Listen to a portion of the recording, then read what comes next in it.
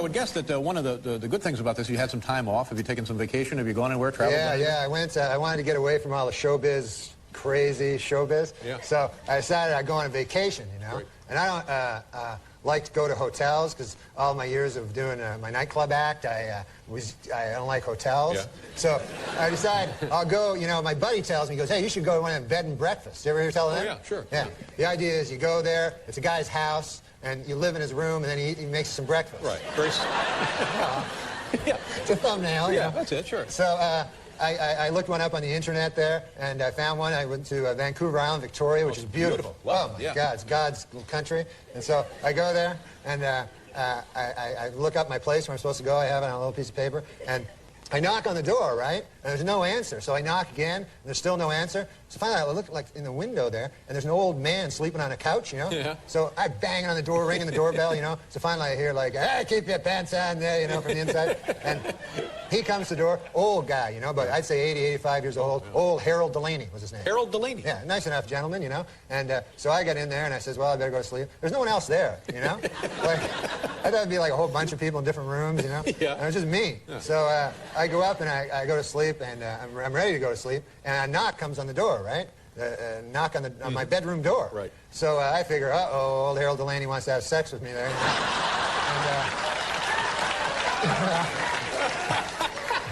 That's the first thought that went through your mind, huh? Well, I'm a young fella. These days, anything not a goes. bad-looking guy, sure, yeah. I'm not a... Traveling alone, why Sure. not?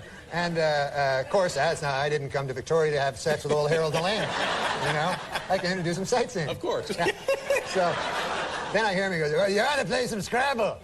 Oh, Scrabble. Yeah, so I say, okay, that's good. Sure. I'll play some Scrabble. So I go down, and he pulls out this old Scrabble game there, and we start to play, you know. I like Scrabble, you know. So I get the first turn, you know, because I picked the lower letter. And so I get the first turn. So I make rabbit, you know. Pretty good. It's a good word. And then I do it pretty quick. I take like a couple minutes. And then old Harold Delaney, he takes like a half hour to like get his word, and the whole time he's not talking, he's not telling me old stories. I like hearing old stories, you know.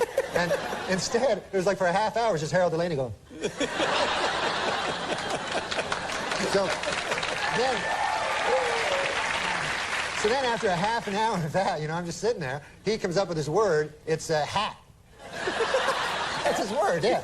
Hat. So he puts it, and he takes the word hat, and then he puts it like way in the corner on that triple letter score. Right. The triple word, the red one Right. that you want to get to. Yeah, sure. But you can't just put it there. No, it's got to have some relation to rabbit. Yeah. Yeah. You got to move up there, you know, and finally get to there. But instead, he just puts it right there. Oh, no. So I go, all right, you know. And so then it's my turn, you know, I do something, and quickly, and then again, the same thing, like, you know, and then time going by, and then every word, and I was coming up with good words, you know, I had sleigh, you know, a sleigh ride, and avocado. Whoa. It was a 7-letter word. Yep. You get 50 extra points. I'm still way behind him. He's just freelancing the board. Yes. And so finally I decided I got to say something, you know? So and all his words were like cup and hat, and I think it was just like things he'd see around the room, you know?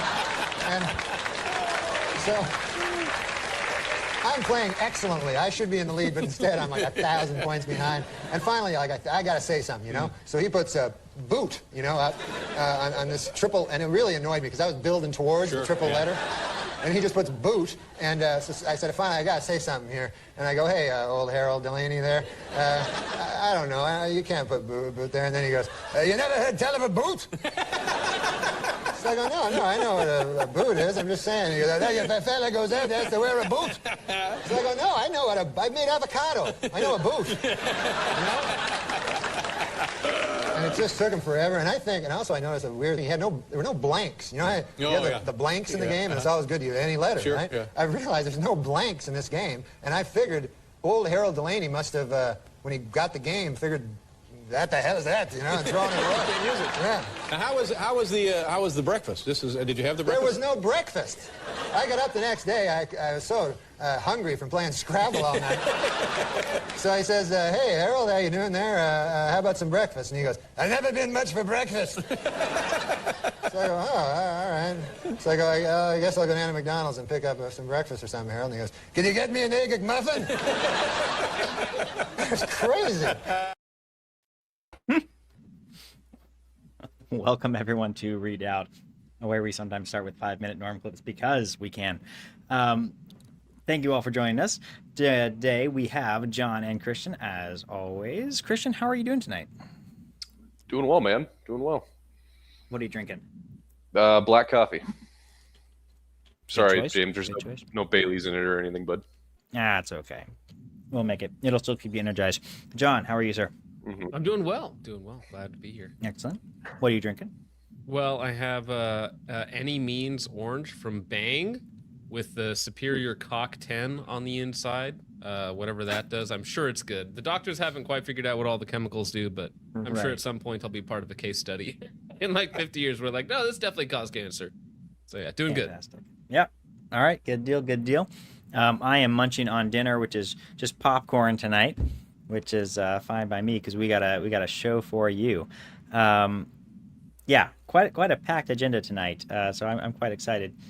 And some topics that I don't know. I think you guys will find quite interesting, possibly including some giants of Kandahar.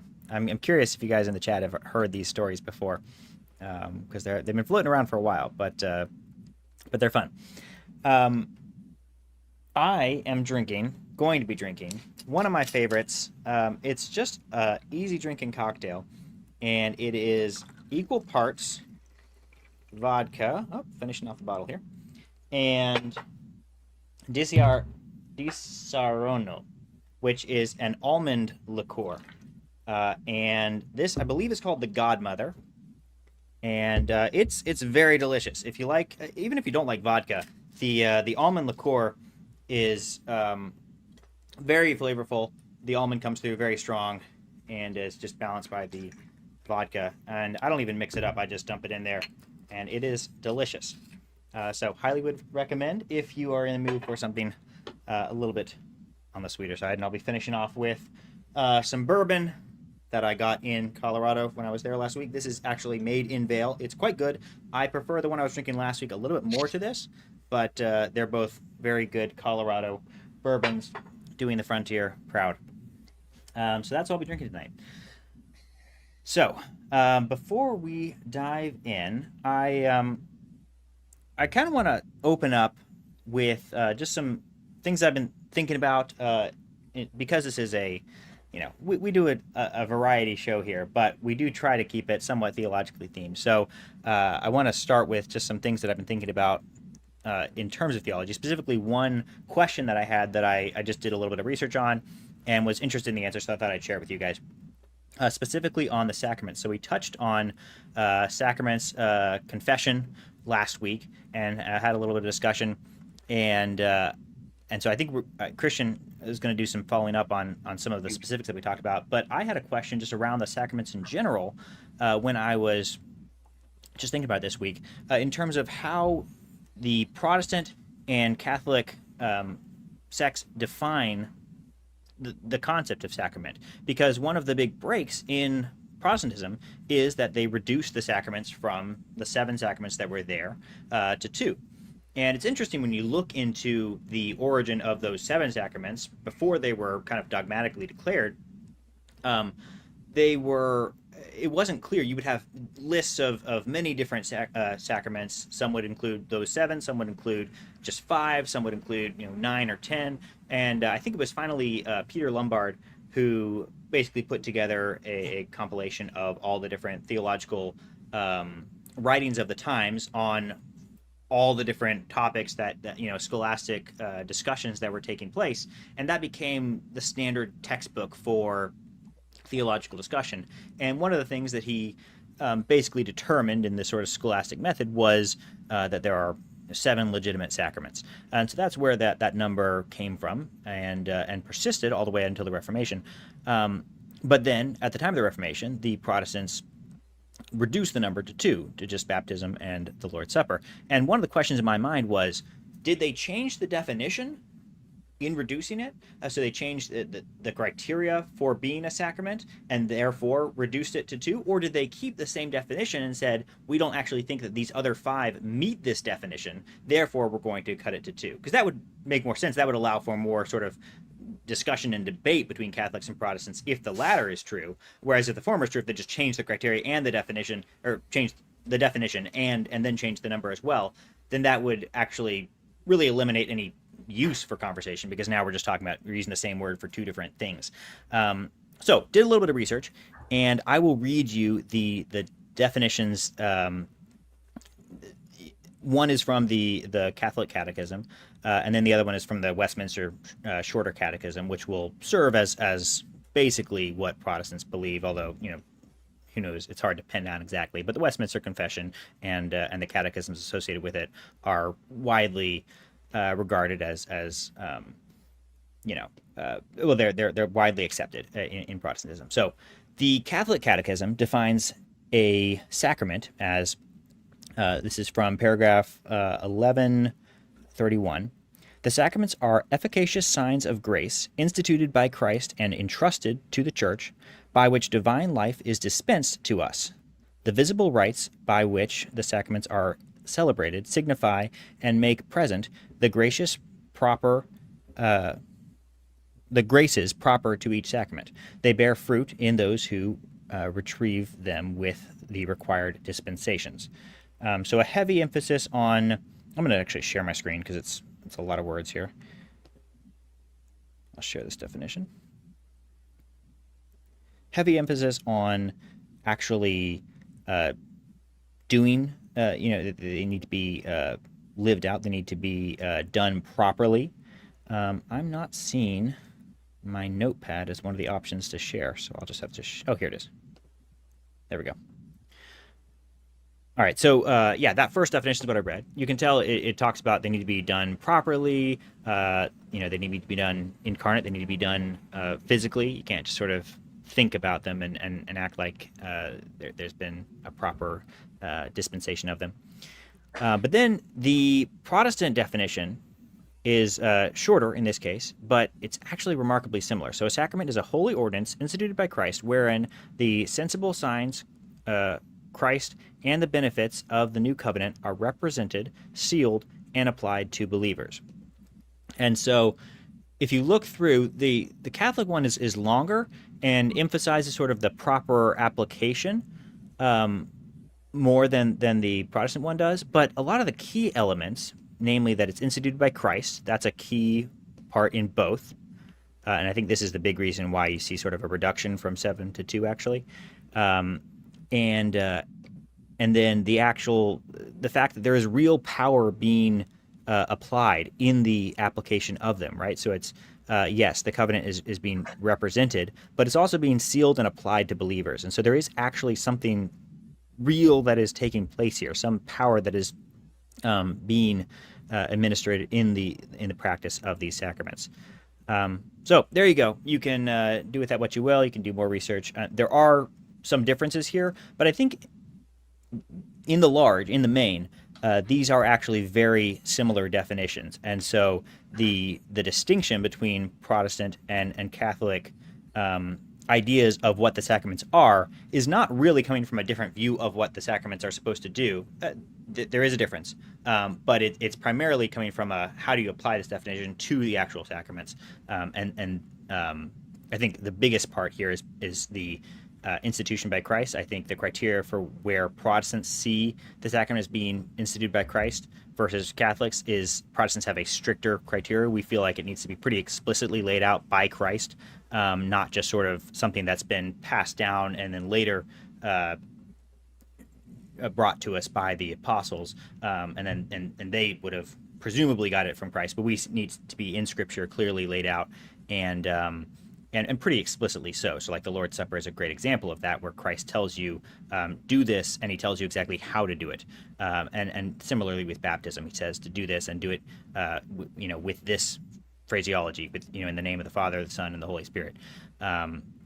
Whereas some of the other ones, you can get it, with confession. There are passages you can point to where it's like Christ says something that could be taken as instituting this sacrament, but isn't quite as explicit. There are certainly other interpretations available to you. So there we go. That's just a quick overview on confessions or on sacraments. I was interested in that. Hopefully that's been interesting to you as well. And then Christian, you had you'd done a little bit more research following up on our discussion around confession specifically. I'll let you address that. Yeah, so John had asked like what kind of the theological backing of confession is, and I have an answer for him, and I don't think that was right. So I did a little bit of research myself and kind of wanted to dive into it. So first, I want to kind of go biblically backing of just confessing your sins in general. So I'm going to go through some verses. Let's see here if it'll load. There it is. Okay, so in 1 John 1:9. It says, if we confess our sins, he is faithful and just and will forgive us our sins and purify us all from unrighteousness. Also in Proverbs, come on, load.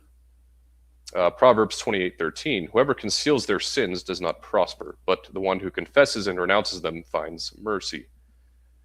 As well as James chapter 5:14 through 16. Is anyone among you sick? Let them call the elders of the church to pray over them and anoint them with oil in the name of the Lord. And the prayer offered in faith will make the sick person well. The Lord will raise them up. If they have sinned, they will be forgiven. Therefore, confess your sins to each other and pray for each other so that you may be healed. The prayer of a righteous person is powerful and effective. Also in Matthew chapter 3, verse 6, confessing their sins, they were baptized by him in the Jordan. And then I was actually surprised to find in the Old Testament, it also talks about confessing your sins as well. In Nehemiah chapter 9, verse 2 through 3, those of Israelite descent had separated themselves from all foreigners. They stood in their places and confessed their sins and the sins of their ancestors. They stood where they were and read from the book of the law of the Lord their God for a quarter of the day and spent another quarter in confession and in worshiping the Lord their God. If you guys have any interjections or anything, feel free. Mm-hmm. Well, that's an Well, well, I was going to say the Old Testament references are very interesting because that's one of the areas where Catholics see a lot more continuity in terms of the Old Testament to the New Testament, where they see specific sins being confessed verbatim and listed out in the Old Testament. That was the way God wanted them to do it and told them very explicitly how to do it. And in the new dispensation, that's how they did it as well, right? Where you specifically go and confess your sins to the priest. Whereas Protestants tend to think that sort of that explicit listing through kind of remembering and communicating to a priest isn't perhaps necessary. That's one of the things that one of the changes that or areas of discontinuity from Old Testament to New Testament. Not that we don't confess sins specifically, but we just do them directly to God rather than sort of store them up and then go and confess them all at once. So it's a different practice, even though the outcome, is the intention is the same, to confess our sins to God. Mm-hmm. Mm-hmm. Well, so my question last week wasn't really so much about confession in and of itself, because I think that it is important for all of us to confess our sins, not only to God, but to the people that we harm, people in our community, stuff like that. But my question was specifically about why in Catholicism specifically is it frowned upon to go directly to God? Oh, okay. Bypassing the priest. So, like, I did some reading on it as well, and I just looked up like a Catholic 365, which I don't know, much about their website or whatnot, but they have a really good article about it. It actually mentions a lot of the verses that you quoted there. Mm-hmm. So it's that sort of backing that they have. And I like the idea of confession because it keeps you accountable to your community. And it's kind of like, I feel in Protestantism, it's kind of like you're trying to keep your sins hidden and not trying to be accountable to the actual visible body of Christ, right? By not going to a priest or not going to your congregation, right? So you kind of like, confess your sins privately, but there's no like actual absolution. There's no actual accountability for that sort of thing. So I can see why prudentially it's probably more efficacious to actually physically confess your sins.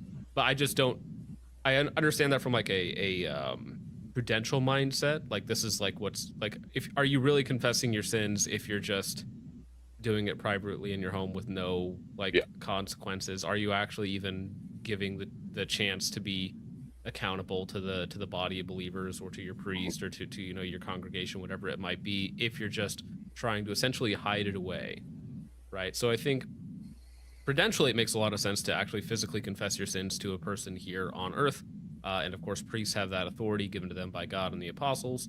So I think all of that's valid, but I don't necessarily know why it would be frowned upon. Like if, let's say I was going to a confessional congregation, right? But it's like, oh, well, I committed a sin on Monday. I'm not going to confession until Thursday of next week or something. Why I wouldn't just immediately ask for forgiveness to God for that sin and then still go to a confession and do the same thing. But why would that action be frowned upon? That seems strange to me. So to answer that question specifically, I don't think there's any scripture pointing directly to that, but the Didache, which I know isn't canonized scripture, but it does lay out pretty explicitly to not essentially go to church or receive communion while you're essentially like within an evil conscience, like prior to confessing your sins.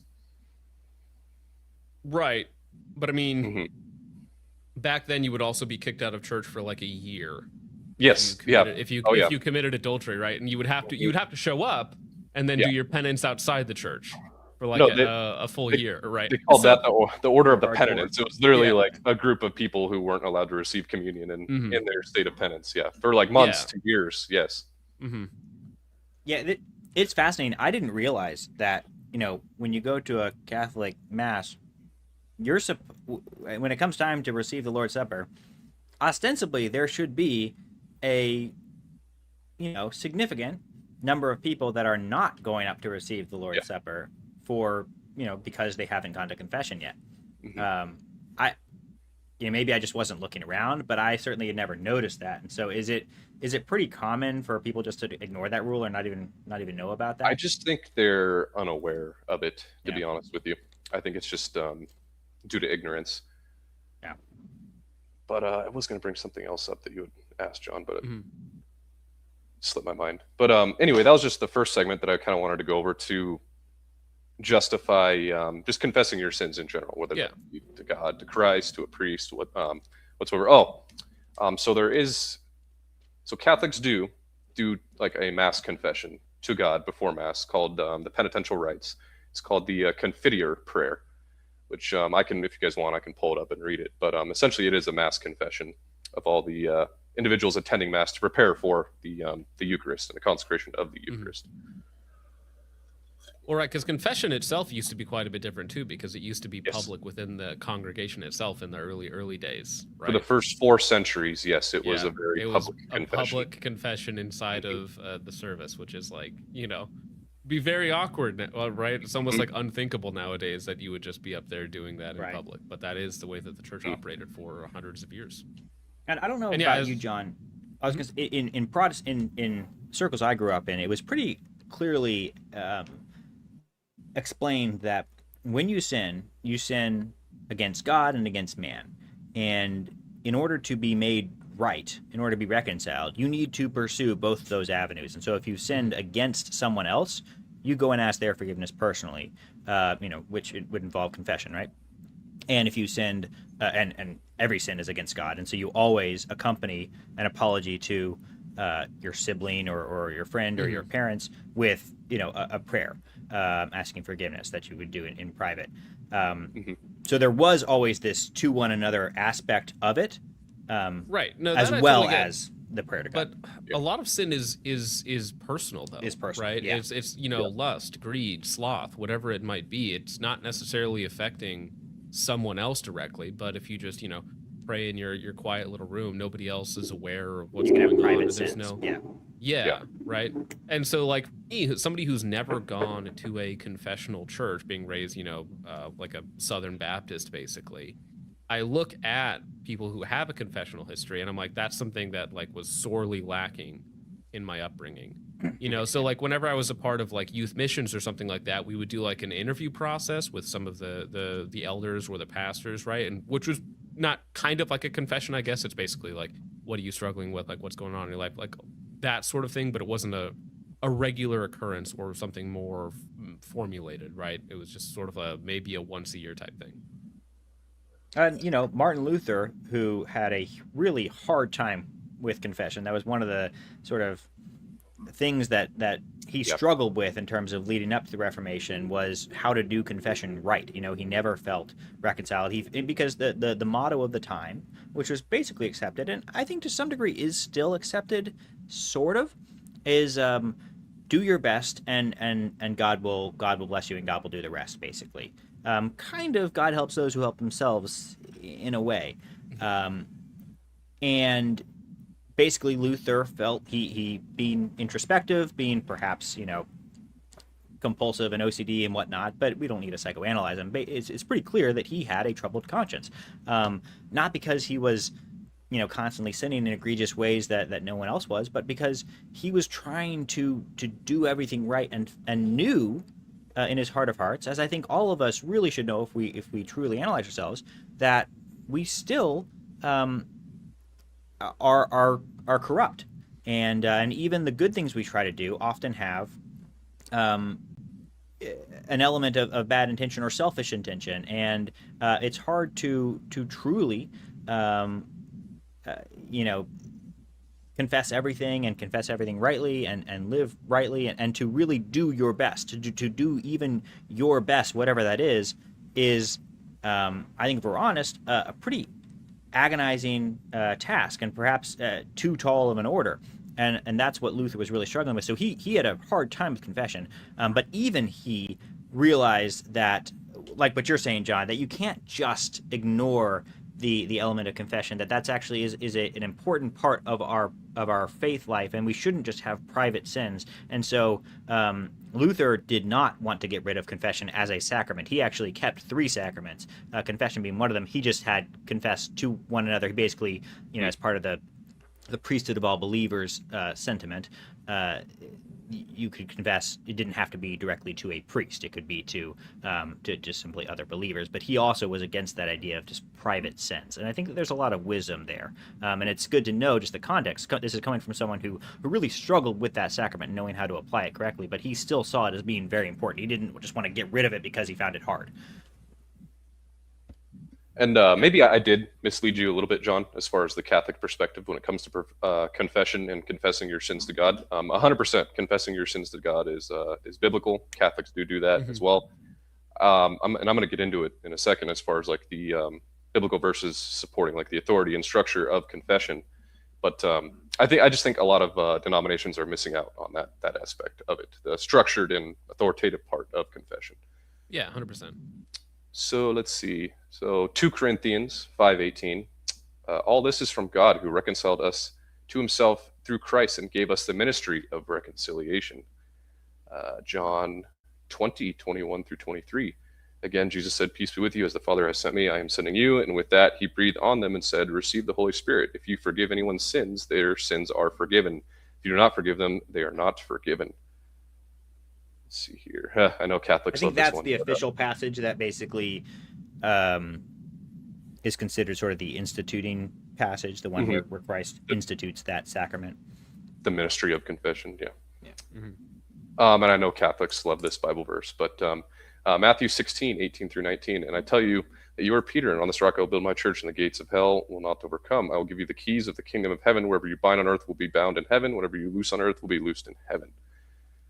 And then Matthew 18:18, "Truly I tell you, whatever you bind on earth will be bound in heaven. Whatever you loose on earth will be loosed in heaven." But you see a very common trend with Christ during his ministry that, well, even after his death as well, that he loves using his faithful to carry out his works, and he bestows that authority upon his faithful to carry out those works, and he gives them responsibility to do these things as well. And I think the sacrament of confession is one of those things. Yeah, no, I mean that makes sense even from like just a scriptural perspective, not even just like, oh well, it's tradition because we've done it right. Mm-hmm. Yeah, and no, I think that as you say, like being outside of a confessional congregation is like almost obnoxious now, because I feel like that is something that is just missing. Now, I mean, different congregations could like institute like like actually we do have open confession hours, or you can schedule it or something like that, which but that's like more work that we have to do rather than something that's just a given, which it's just kind of want to do. I don't know. It's annoying to me when I hear someone saying, "Oh, why don't I just confess my sins directly to God?" Well, I mean, you see a lot of the authority and powers of Christ given to the apostles, and a lot of people did go through the apostles in order to be healed, to be risen from the dead, to be rid of demons. Like, there's a lot of intercession going on. So, Yeah. Nope. Fair enough. I agree. Yep. All right. but that's my spiel. Thank you for listening. Thanks, Christian. Thank you for coming to my TED Talk. All right. Well, where to next, gentlemen? All right, so next up, I think we've got our first clip, which is the Olympics. The Olympics had an interesting opening ceremony with some. They've had a couple. Yeah, right. This interesting is from the last opening ceremonies. ceremony scandal. This isn't even the most recent one. This is the satanic inversion of the last meal. The Last Very nice. Supper, Last yeah. Supper. Yeah. Yeah, Very that nice. was from. Was that the Summer Olympics or was that the Winter Olympics? Was that the last Summer yeah. Olympics 2 years ago? It had to be 2 years ago. 'Cause I guess it wasn't- was, yeah. Wasn't further back than that. No. Yeah. So 2 years ago. well, and this then year they fumble it again. They just, burning pentagram. It's like, all right. It's like last year was a little obvious. Can we tone it down a bit? Can we No. do a satanic fireworks display, please. Winter Olympics 2026. Are quote unquote satanic symbols hidden in the Olympic cauldron? No, they're not even hidden. No, they're not hidden. It's like, hey guys, could we make it any more obvious that we hate you, that we're mocking you, that we're making fun of you in our godless European societies? So I have a question. Did either of you watch the opening ceremony? No, I sir. just saw the pictures. No, I didn't watch the Super Bowl. I didn't watch the I Olympics. saw that the Israelis got booed on a world stage. That was kind of cool. Ooh. No. But yeah, Aren't the Russians banned from it? probably. I wouldn't be surprised. That's funny. Doesn't North Korea still send a team? Do they? I think they do. I'm surprised they don't try and escape every year. They just send a I team think that they do never that comes too. back. I'm gonna stay here, actually. Yeah.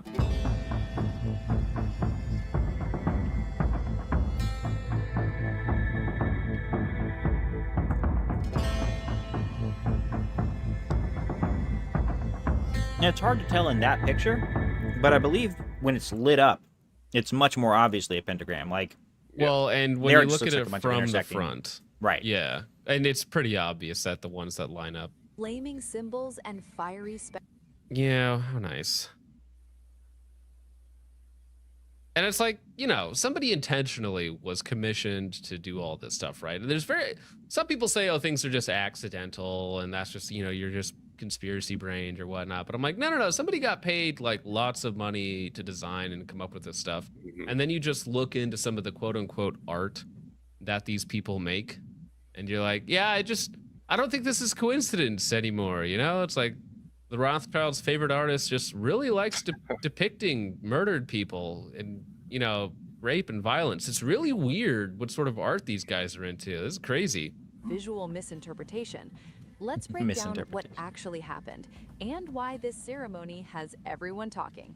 Actions. No, let's not. But I mean, like, this is obviously the best image. Where is it? Go back. Fine. I mean, this is the best image here, right?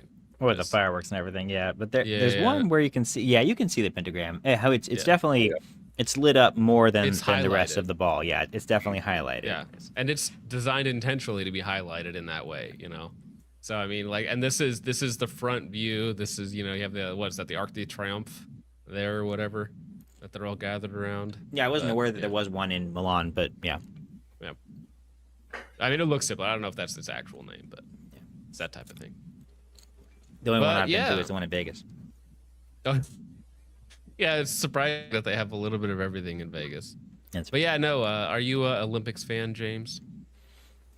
No, I don't watch the Olympics. I don't really care. There are a couple sports that are entertaining, sort of, but I'm not. Yeah, I sort of like the spirit of the Olympics. I think it is actually kind of cool to compete in a world stage. But the sports themselves aren't all that interesting to me, with a couple exceptions. I do Curling. think the biathlon's kind of fun.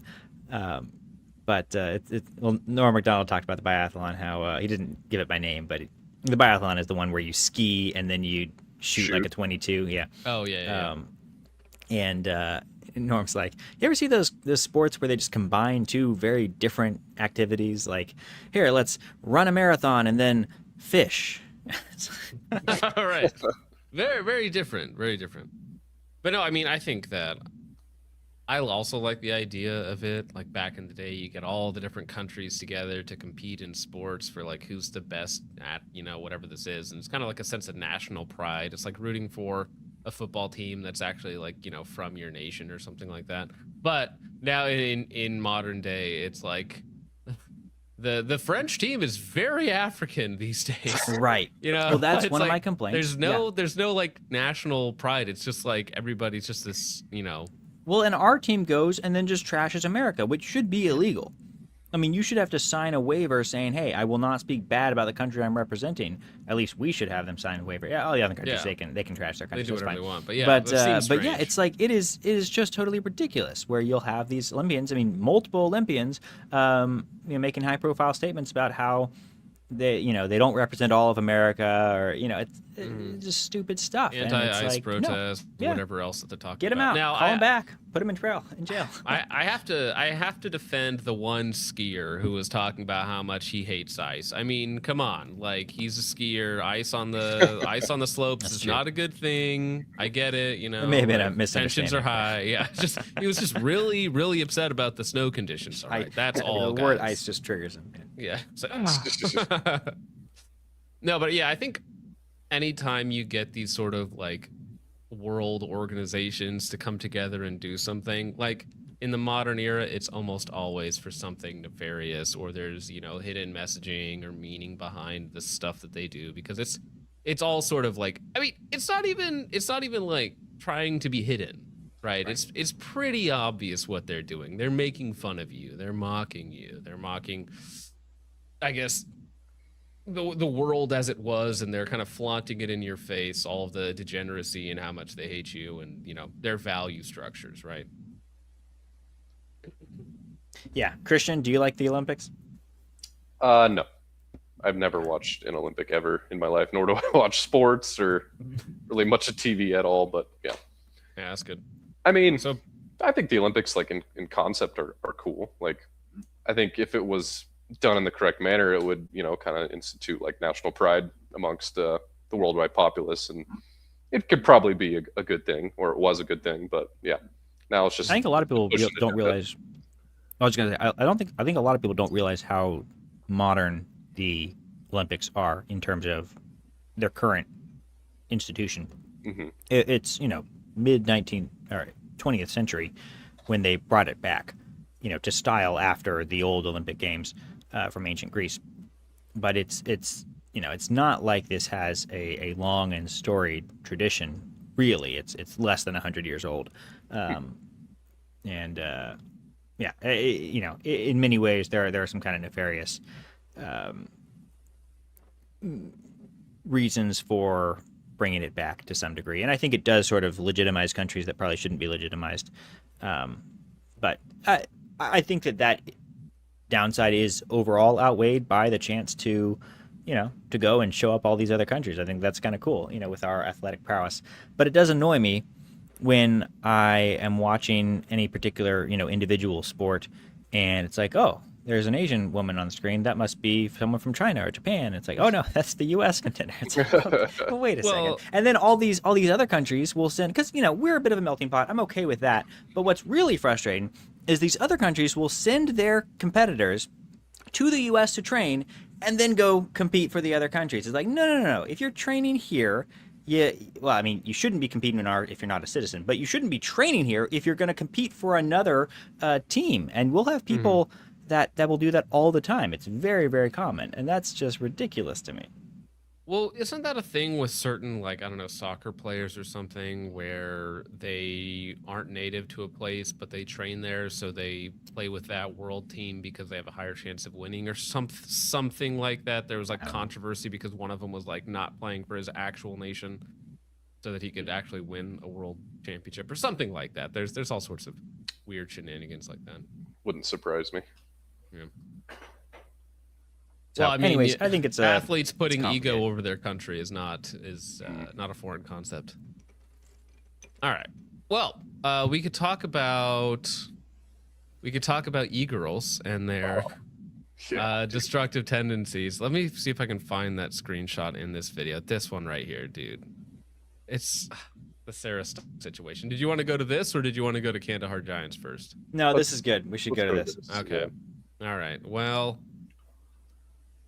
I unfortunately had to watch a few videos on this, so I don't know if either of you are sped up on the situation, but I'll give a little bit of background. So, Elijah Schaffer, he's worked for a lot of different media organizations throughout the years. Recently started Rift TV.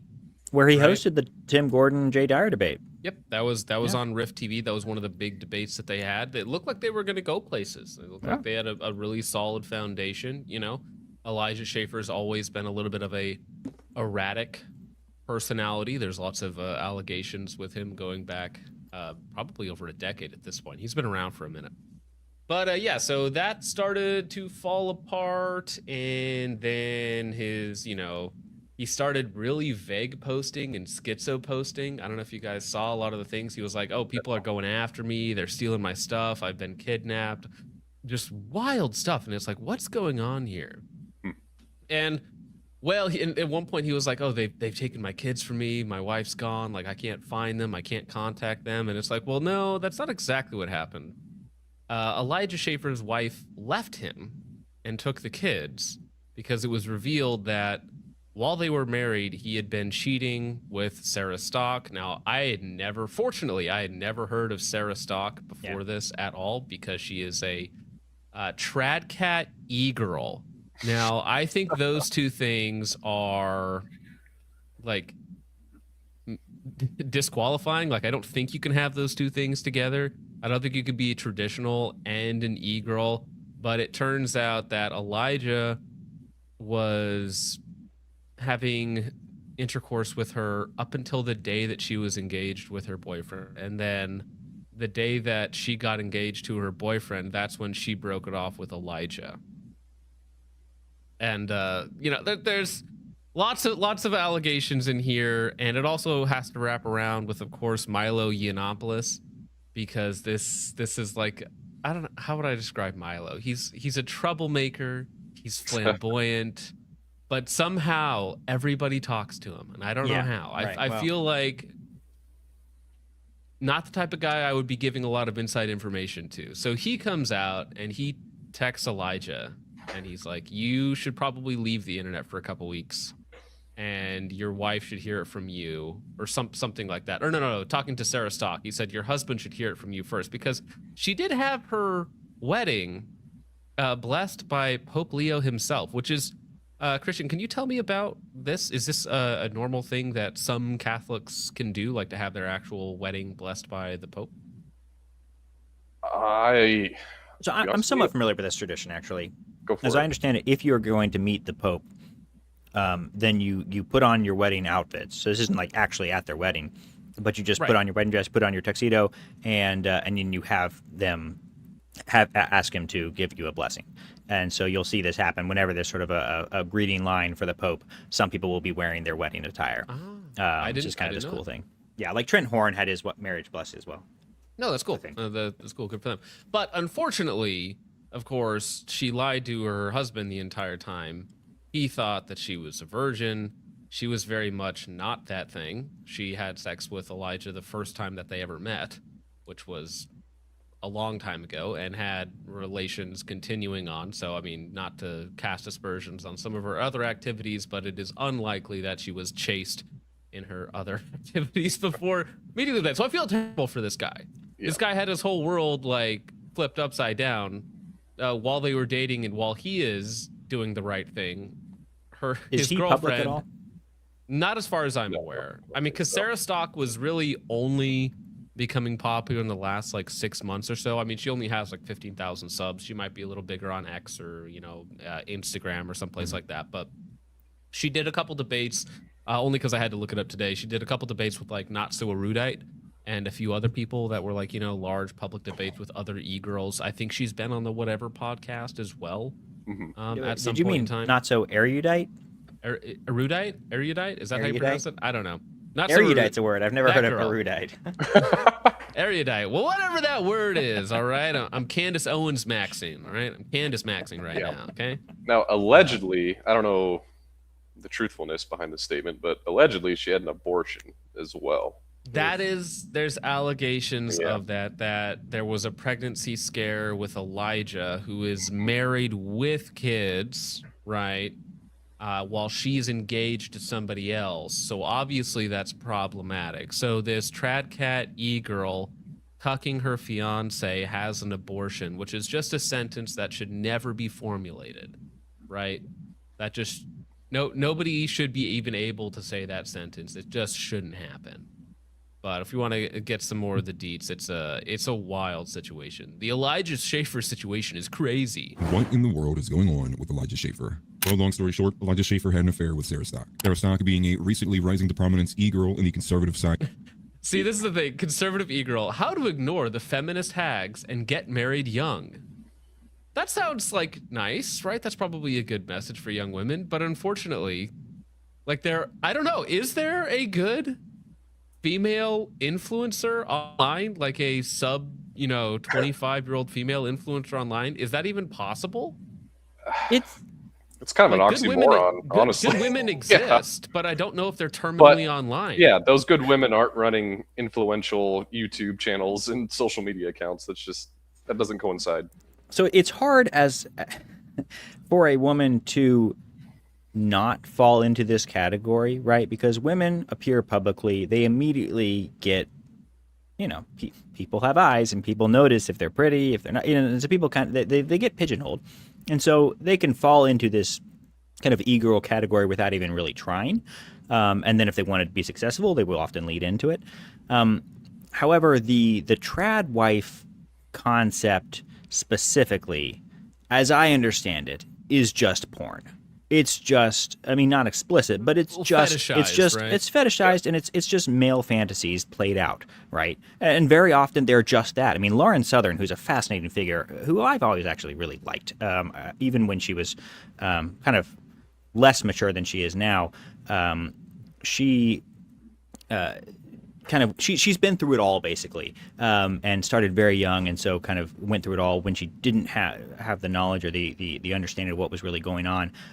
But she'll talk about how it's all just basically, well, maybe not all of it, but so much of it is just a lie. Where she knows plenty of public figures who their marriages have just totally fallen apart, but they're still playing the e-girl online, or they're still playing the trad wife online. They're still posting videos about how they make sourdough bread for their husbands, and it's like, no, their husbands are not in the house anymore, And so, so much of this is just fake. So it's literally fantasy, but it's also, even when it's sort of a real, parody of what's actually happened in their life, it's just playing to male fantasies.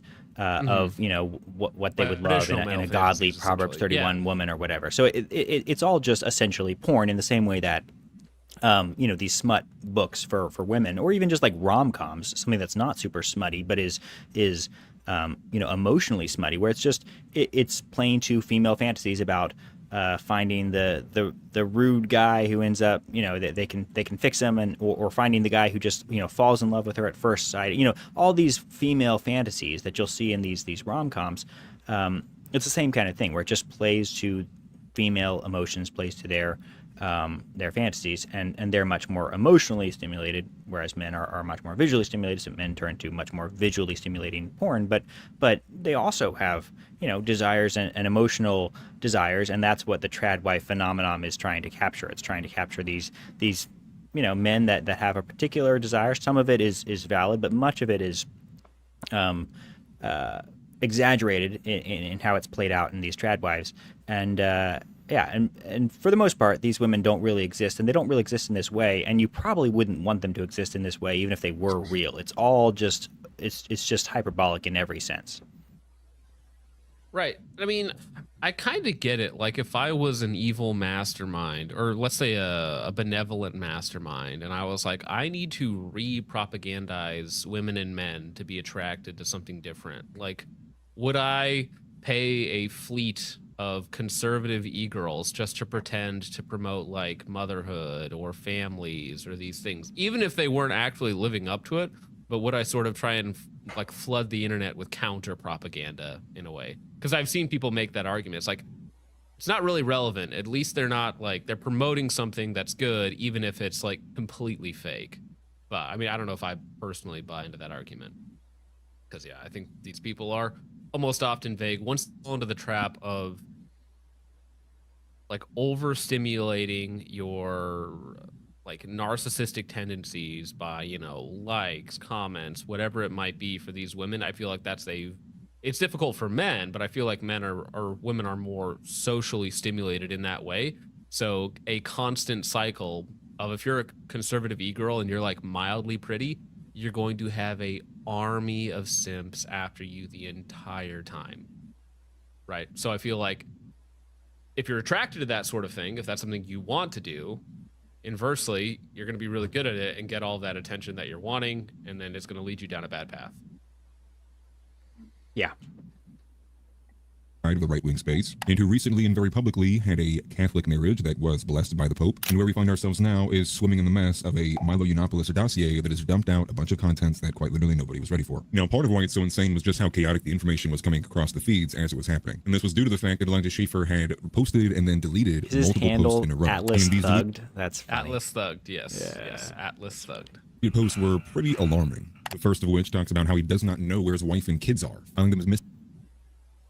And again, some of the allegations with Elijah Schaffer, you know, drug-induced schizophrenia or, you know, other sort of substance abuse, giving him, you know, delusions or whatnot. But you can kind of see that with his hosting because, yeah, none of this is true. None of this happened at all. His wife and kids left him. It's very different.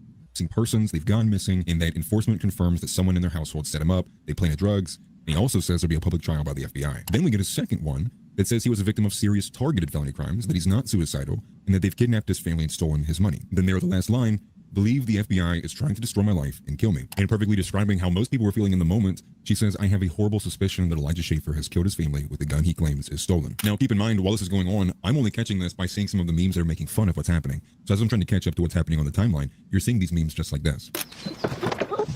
No, please! Commenting on the current news cycle of the day, which was Nick Fuentes and Jake Shields going back and forth at each other, only for Elijah Schaffer's subplot happening in the background to be very terrifying and eerie. And as funny as that meme is, this overall situation is actually very disheartening and saddening for the people who are actually involved. And we'll get to that here in just a minute. The two more things that Elijah Schaffer had posted and then deleted was a third follow-up post talking about how his stolen car was recovered by U.S. Customs, and he's sitting on the hood there smiling. But this is very eerie given the fact that just the two posts prior, he was talking about how his family was missing and he had no idea where they were. Which everything all in all is leading to this kind of Patrick Bateman kind of vibe, which is what is going on with this guy, where is his family? And in a now deleted reply from Elijah Schaffer, we have a good bit more to work with here. Because in the post I just referenced, Base Taz says bullshit. You said your family was missing, now it's all about the car. I'm glad you got the car back, but you've been on a coke bender and the missus took the kids. Coke is for homos, bro. Most pointless drug I ever did. To which Elijah responds, STFU, you projecting narcissistic asshole. Sorry you did coke in afterlife. I don't do drugs, I'm a dad, and I'm very concerned, but I've been advised by attorneys to not make any more statements. And like, immediately, it's like a snowball being pelted me in the face like a Michael Rappaport, but it hits me. I was like, this isn't that serious. This is definitely Elijah's on drugs. And also because there's another deleted video. No one believes me that my life doesn't make any sense right now, but this is the way back to my hotel room, and it doesn't make any sense. I now have to leave my hotel room because of a flood. This is very weird. But what's going on here, okay? It's very bizarre. So there's some, I guess, some water moving here. Okay, cool. Won't walk in that. My feet are wet. And then we got some flooding, I guess. Okay, it's falling on me. But what even is going on, right? I've lived this before, actually. Well, it's just weird that it's like you're a TV host. He's like narrating his whole experience. So I was in a hotel once when, and I woke up to water dripping on my face, coming out of the light fixtures. And I was so tired that I literally rolled over and went back to sleep. Oh my gosh! Oh geez. And then I woke up to a fire alarm, and I was like, well, I guess I should probably actually get up and check out what's going on. But basically, there had been a burst pipe or something like that. You should have recorded it and been like, I don't know what's happening. Somebody's trying to drown me. Someone's in my trying sleep. to kill me. They've taken my family. I came to Vegas by myself, and there's just water everywhere. Is it a second flood? We don't know. There's a thing, okay? At least I can like take a seat and actually rest. But then I have some what? Some Diet Dr. Pepper? And it's from my understanding. Again, it's like Is that a sponsor? I feel like you're on something. That would have been a good sponsor, actually. I have Diet Dr. Pepper in my fridge too. That's wild. That this weird video came from a hotel in El Salvador being recorded somewhere in the basement, I would imagine like in a conference room, and for what reason, I have no idea. Now, if you were asking me, that comes across as something a bit stronger than marijuana. Now, perhaps this could be his first time smoking, but I think it's very obvious the picture that's being painted here, which is that he was on some kind of drugs and was coming in and out of reality. But to be fair to Elijah, he did respond to Abby Libby, who probably has the most viral post on this. It's a little over 2 million views, and I was looking at it last night. But Elijah Schaefer says that this is defamatory, that he found his stolen car and he couldn't find his wife. He would never harm anyone. I'm not even a violent person. Please delete this, as this is defamatory and implies criminal action that was never taken, nor would I ever be involved in. I love them. Which is completely fair, because I think at this point in time, we know that he's not done anything to his family, and this is more so that the wife and kids have walked away, or more so the wife is now taking the kids and walked away because he's got some kind of drug addiction or alcoholism. But then enter in Milo Yiannopoulos. And I didn't think this needed to be said, but I will say it here for those who may be confused about Milo's role and everything. And it's become the belief of many people in the dissident space, and I think that there is some more harder confirmation to this. I wouldn't be the first to say it. Milo Yiannopoulos' entire positioning in the right wing is to build dossiers on people. It is to entrap people. He is kind of like our Jeffrey Epstein. So when you're thinking about why is Milo always involved in all this, There are some similarities here. Yeah, I mean, he's kind of like an agent of chaos with all these people. Like, he was very close to Kanye West before his disembowelment. He was close to, you know, a lot of these other figures in the right wing before they have I mean, a Nick public Fuentes has following. hung out with him. Nick Fuentes has hung out with a lot of strange people. That's true. Pedos and cat boys and yeah. drama, understand its purpose. Also loved the Bad Bunny performance at the Super Bowl. He saw those Mexicans grinding on each other and he was like, you know what? I like this. I don't He even is know there who to Bad ensure- Bunny is. No one You knows don't who wanna Bad Bunny know. is. I don't think he really exists. You don't want to know. You don't want to look into it. Came into being for that show and then disappeared. No one's actually heard his music. Sure that he is able to influence. Actually, yeah, that's a good point. He exists. I know that much, but there's not a single lyric or sound bite in my mind whatsoever. Right. People, No, so hitting them in the real wrist. quick, to be fair, the halftime show wasn't actually nearly as bad as many others. It was one of the better ones. I saw the whole thing live, and I don't know if you can go back and actually watch it if you don't I think see it's it on their live. YouTube channel. Maybe, I don't know. I thought that it was hard to. I'm not sure if you can find it in its entirety. So I think a lot of people are just seeing like the few things from it, that like the highlights, and some of them are really bad. Some of them are actually pretty cool. Like there was like a wedding performed in it, which was kind of uplifting. It was one of the tamer halftime shows that I've seen, even in terms of the dance, even in terms of the clothing. It was one that, like, yeah, there was like a 2 seconds which I missed until people talked about afterwards of like, yeah, gay grinding, which was gross, obviously, but I didn't even see it when I watched it live. And overall, it I don't know, I enjoy Latin dancing, which there was a lot of that, and you know, I don't have a problem with Latin girls shaking their butts. All It right. was kind of enjoyable in that regard too. But it wasn't. Yeah, it was definitely one of the tamer shows that I've seen. All right. Well, Fair enough. I'm glad to hear that you'll be Nick Fuentes' new co-host moving forward, and I'm glad you got the job. That'd good to be hear. one hell of a show, man. I was gonna say, which one would be gayer? It would depend on how many shots. Depends James on how has many had. shots I've had. That's right. Yeah. Either that or who's gonna fight for the monologue time. Yes. Right. Well, that's true. Nick doesn't have guests on a show. He just monologues like every show, Yeah. basically, right? Yep. Yeah.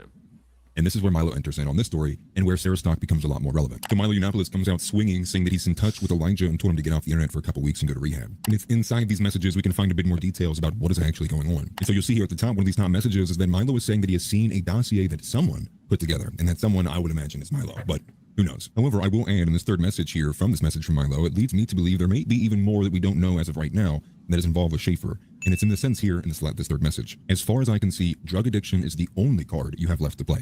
I like how Milo is being this little like snake character. He's like, listen, all right, I'm about to ruin your life, but like there are a few options for you here. Okay, you can do the drug addiction play and be like, I messed up my life on drugs and now I'm on my redemption tour. But listen, bro, it's gonna be rough for a minute. You know, it's like, what a strange man. If you're asking me if drug addiction is a card to play, it makes me feel like there is something else that is maybe unforgivable or seen as unredeemable, irredeemable. What would that item be? I don't know, and I'm not going to speculate, but just point your attention to some of the stuff I found notable. And then it's here in this fourth message, you can see that this cross-filing in other states for divorce is insultingly childish and stupid, which we'll get to here shortly, but allegedly they're now, Elijah's filed for divorce and the wife is filed for divorce. And then Milo continues. What you can see in the second screenshot that Milo provides is a response from Elijah. And then he says, but I got my car back, so that's good. Which Milo responds, are you stupid?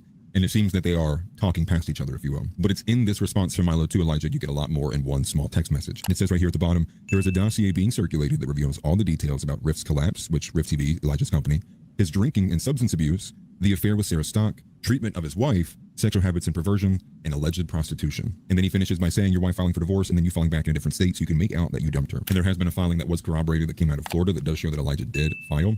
And I will say, if that is the case, and it was simply like an ego move to get out to say, like, I broke up with you, you didn't break up with me, I think that kind of is a short story giving you a summary of what's happening here. Very vapid and shallow decisions all across the board. And before I get into the Sarah Stock stuff, like, way too deep, what I would like to say, like, first and foremost, is it's like, I'm very extremely disheartened just because there is real people involved in this. And that would include people like Elijah's and soon-to-be ex-wife and the children involved there, but also Sarah Stock's newly wedded husband. And I think they've not even been married for a year now at this point. And I can't even think what it would be like to just have your phone start going off in the middle of the day, and next thing you know, you're the butt end of a joke because the person you just married, the e-girl you just married, is now publicly allegedly being involved in an affair with Elijah Schaffer. And I think we can go a lot further than allegedly because she's literally confessed to it in audio. But Milo goes very hard in the beginning. So he starts with Sarah Stock, and he opens up with one of these messages from supposedly Elijah Schaffer to Sarah, which reads, if your husband doesn't know, now is the time.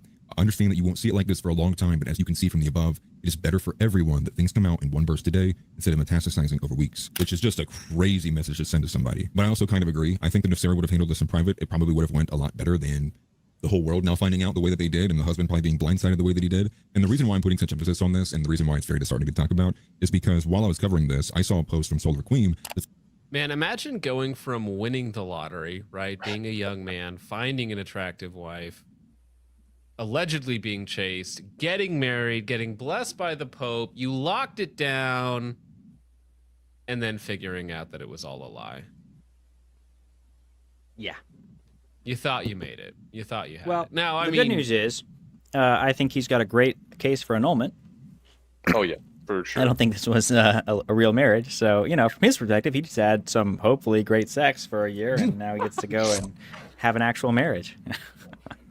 I'm making light of it, but it really is. right, It's right. just No, I mean, heartbreaking. that's especially if the man invested, like, I don't know, 3-4 years of his life into this woman, basically.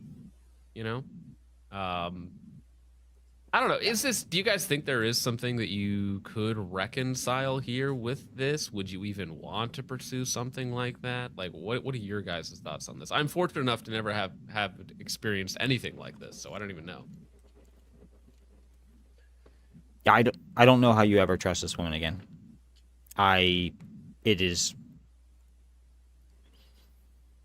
It's conceivable, but how would you know?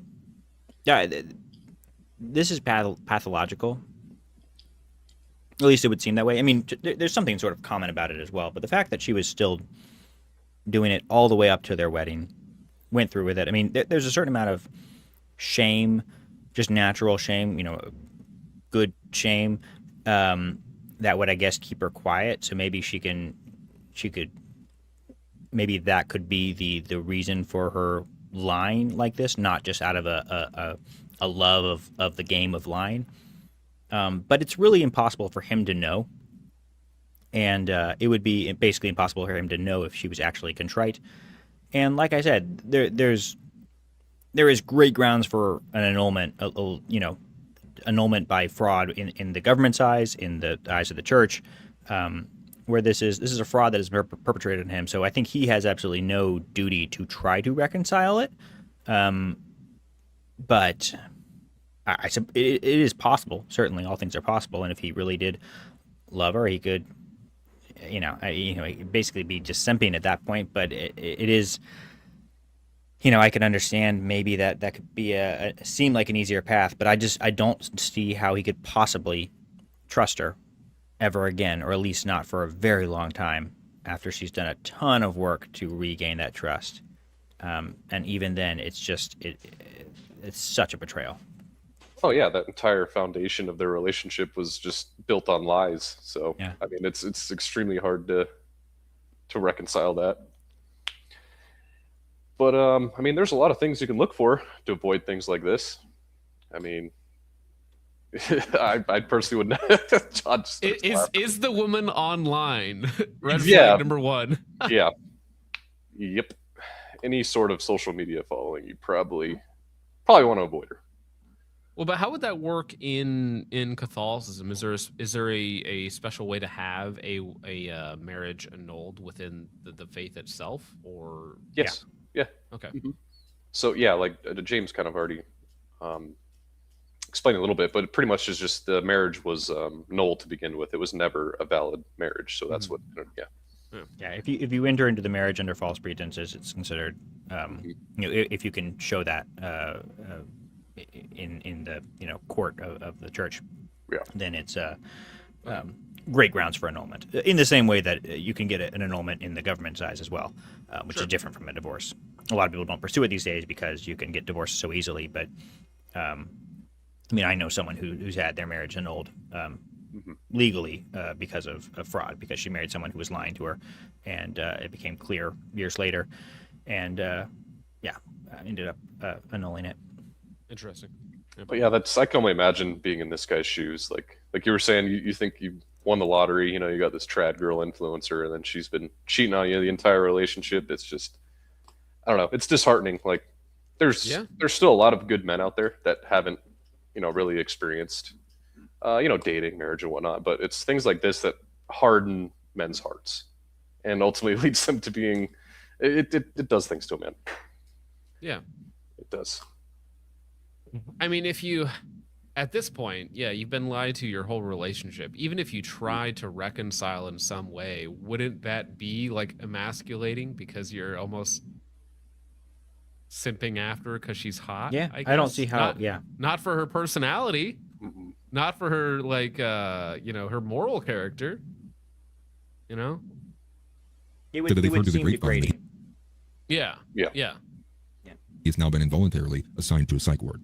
And why would that be? Well, because when something like this occurs, and given the fact that society doesn't treat men, like human beings, people forget that these kinds of things do have extreme emotional toil on individuals such as this. And for this man right here, he just watched his future get annihilated and wiped out and be turning into a nonstop humiliation session where everyone reminds him that his wife shagged Elijah Schaffer. Now, if you're asking me, that is not an existence I would want to partake in. So understand this is what this individual is being faced with right now. And for Sarah, the allegations are pretty simple. Milo says that in February, the day that they met, they began having sexual relations at the CPAC conference, and that the affair supposedly ended at the day that she got engaged about 6 months later. Now, the part that I've not seen corroborated anywhere is the last line here, which is, it is alleged by one former acquaintance that Sarah got at least one abortion. And I'm not going to speculate beyond that because I've not seen anything corroborating anything further than that, but I would imagine a lot of people would want to know the answer to that. And let's understand too, let's not forget, we're talking about conservative, supposedly Christian, both Catholic and Orthodox conservative influencers. And one thing I'll make a note of is going to be this final line here in this tweet from Milo, which is that they told each other they loved one another, and that Elijah told Sarah he was thinking of leaving his wife for her. And the reason I highlight that is because that seems to be something that's not found in the recordings of Sarah's talk, at least the ones I've not heard, and there's been so far at least about 10.5 minutes of them, some of which I will play. But what we did get in the recordings was this kind of back and forth, half and half, willing to take accountability for her decisions, but also making sure that the guy asking her really understood that Elijah was pushing alcohol on her. So it's seeming like she wanted to walk the line a bit. So we'll shorten this clip up a little bit. She confesses to the affair, but is specifically hesitant on taking full accountability. Taking accountability at all because it obviously was my fault too. What happened between us, but even that was like not like, I don't know. I felt like it was like he got me like very intoxicated. Like I don't even like remember most of it. And I was even like, She also makes mention that Elijah Schaffer. Right, every time for 6 months, I just kept. I just kept. There's a lot of alcohol at that wedding. Accountability. Accountability. I kept putting myself back in the room with him with alcohol every single time. It was wild. Accountability is a woman's kryptonite. Yeah. Yep. Like, totally like. I've said like. Learn to times in speak stream before already. you go in front of a camera. I'm one to talk with all my ums, but It happens to the best of us. But yeah, I. Listening to that, like imagine again being her husband and listening to that, and she's like, it happened. And I guess it was like kind of my fault, in some cases. Yeah. But he did get me drunk over and over and over again. It's like if you get abused by someone or something like that, there's a funny meme about this, a little apropos maybe, but it's like why'd you keep going back? It's like after a while I just kind of enjoyed it, right. It was Stockholm actually pretty syndrome a enjoyable bit. after a minute, Yeah. Mm-hmm. pushed her to take Benadryl for a rash she had on the second day, which leads her to believe is why she felt even more intoxicated than she normally would have been. And the second night, I was like breaking out in like a rash, and so he's like, "Oh, like get some Benadryl, it'll help with the rash." And like now I'm thinking back, and I was like, that's probably why I like whacked out, because he like intentionally gave me Benadryl and like sent me a bunch of shots and stuff. And like obviously it's like stupid on my part, to like go along with that, you know. But at the same time, it's like he obviously like knew what he was doing. Sarah also says in this recording that Elijah told her to not worry. Yeah, about I the don't wife, buy any because of the that. wife lets Elijah be a man. Well, just- and it also implies that I suppose that Elijah was doing harder substances, because that's lean, right? That's the thing. You take Benadryl with alcohol. You get to see the Hat Man or something like that. Yeah. Right. Right. And it's supposed to be like wacky. It's like It's Robitussin. like yeah, it's like had yeah, codeine it's in it. Yeah. downers plus alcohol. I've only done acetaminophen. What do you say about his No. family? Like, because obviously he has like a family and kids. What was his excuse with that though? Like, how would he justify that? He was like, "Oh, my wife doesn't care. She lets me run free, whatever. She doesn't care as long as I like take such good care of her, and she just lets me be a man and like do what I want and blah blah blah." Like Really? he was like saying that stuff. Yeah. Then what may be like the most See, that's damning though, because you knew it. You talked about it with him. Hey, Well, what yeah, does your but- wife and kids think about this? But she's trying to shift the blame here, like shift the narrative, like, and refuse accountability once again. Like, oh, his wife was okay with it. I didn't do anything wrong. Yeah, she's almost blaming the other woman. Yeah. It's like she likes this. She thinks it's fine. He's going out and being a man, quote unquote. Okay. insane thing about this recording, and I know this is already an insane story, but it's like halfway through she's admitting to this affair to who knows who this guy is who's asking the questions. That's a whole other story. But the craziest part is when she's in the middle of confessing to an affair, she starts defending herself that she's not really a slut. She starts literally defending the promiscuity. Deeply regret that, but also like I'm not a slut. Like I mean that's like a horrible thing, but it's not like I really am like sleeping around or have been. So You know, to the guy who's asking her questions, there are some tells through the conversations that you'll get that they clearly kind of knew each other or were at least familiar with each other. Is she Now, sleeping that's with starting the to make a little- interviewer? Yeah. I don't know what the technical definition of slut is, if it's like related to a higher body count, but I don't know. Cheating on your fiance, it just seems like you should be considered a slut. Like I'm fine with that term being applied to you. That'd be relegated to the slut category, yes. Yeah. Yeah. You know, if you weren't engaged or cheating on somebody, it would still be promiscuous and I mean, and wrong. yeah, from the speaking Christian perspective. technically, maybe you're not a slut, but you are a bitch. Speaking technically. Technically speaking, yes. more sense because I couldn't understand like where there was this switch where he was like condemning anybody in the company that was like Nick or watched his clips or was like even just like mildly supportive. He's like, you're either on my side or Nick's side, and they were crashing about you and Mike and anybody else that whatever. And in the second recording that kind of moves away from Sarah Stockman, more so just Elijah and versus Nick Fuentes, you will understand that the person who's recording the video clearly seems to like Nick and seems to be much more in Nick's camp than in Elijah Schaefer's camp, which then also begs the question, who is the person recording all of this? And also, secondly to that, how does Sarah Stock not pick up on the fact that this guy's been fishing for a bunch of information? Or maybe she didn't really care that she was confessing to it. I don't know. Then this part doesn't make sense to me. And then they were trying to say like, you're a groyper too, you're like to me, and I was like, no, I mean he's just right about stuff. I've never heard this line before. It takes a dozen slaves a dozen days to get her into her dress, but I hear from her father that it takes the space of a schoolboy's wing to get her out of it.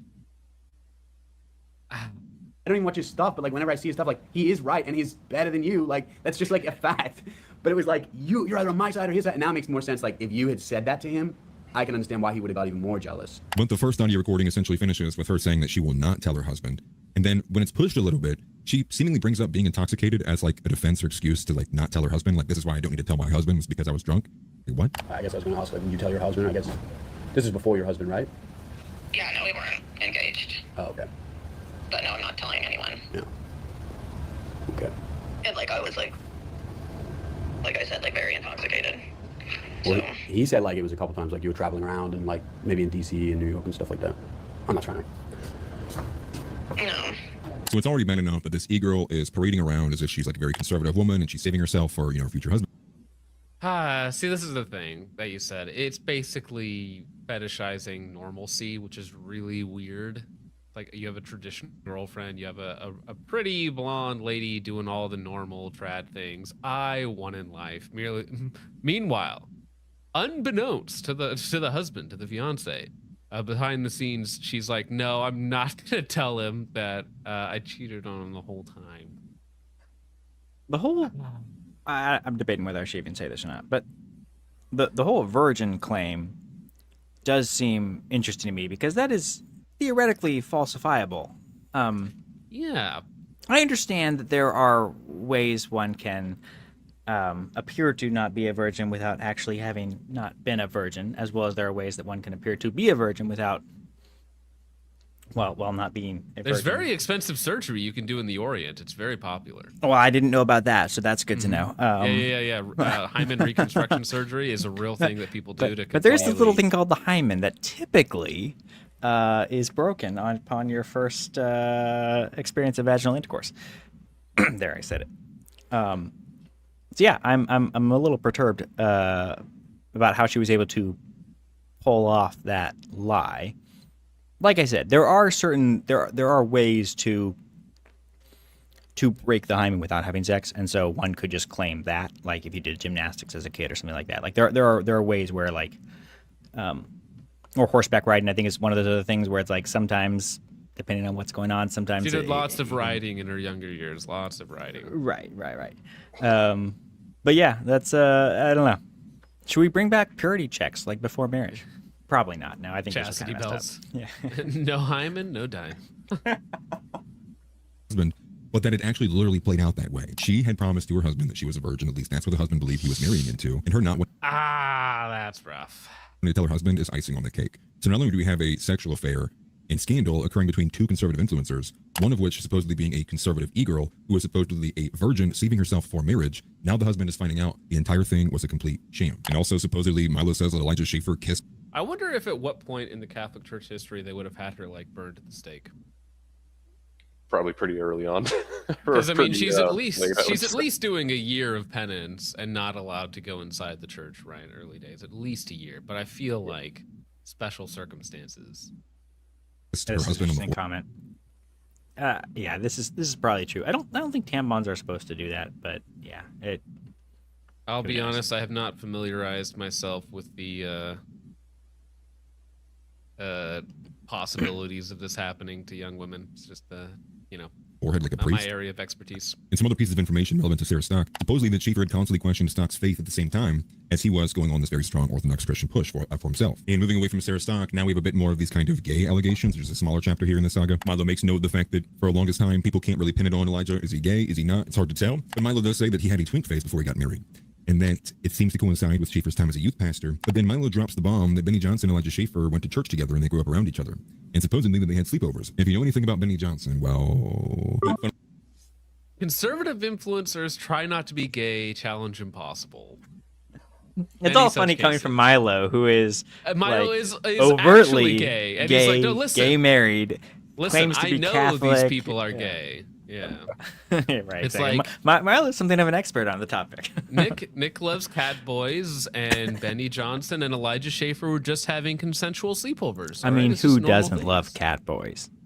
All right, there. All right. All right, I think I've reached the point in the show where that's the gayest thing you've said so far. Here we go. Funnily enough, the gay stuff is mostly on the side here. The second largest recording that got dropped in this whole thing, there seems to be Actually, here's a very deep theological question. All right, so cat boys or horse girls?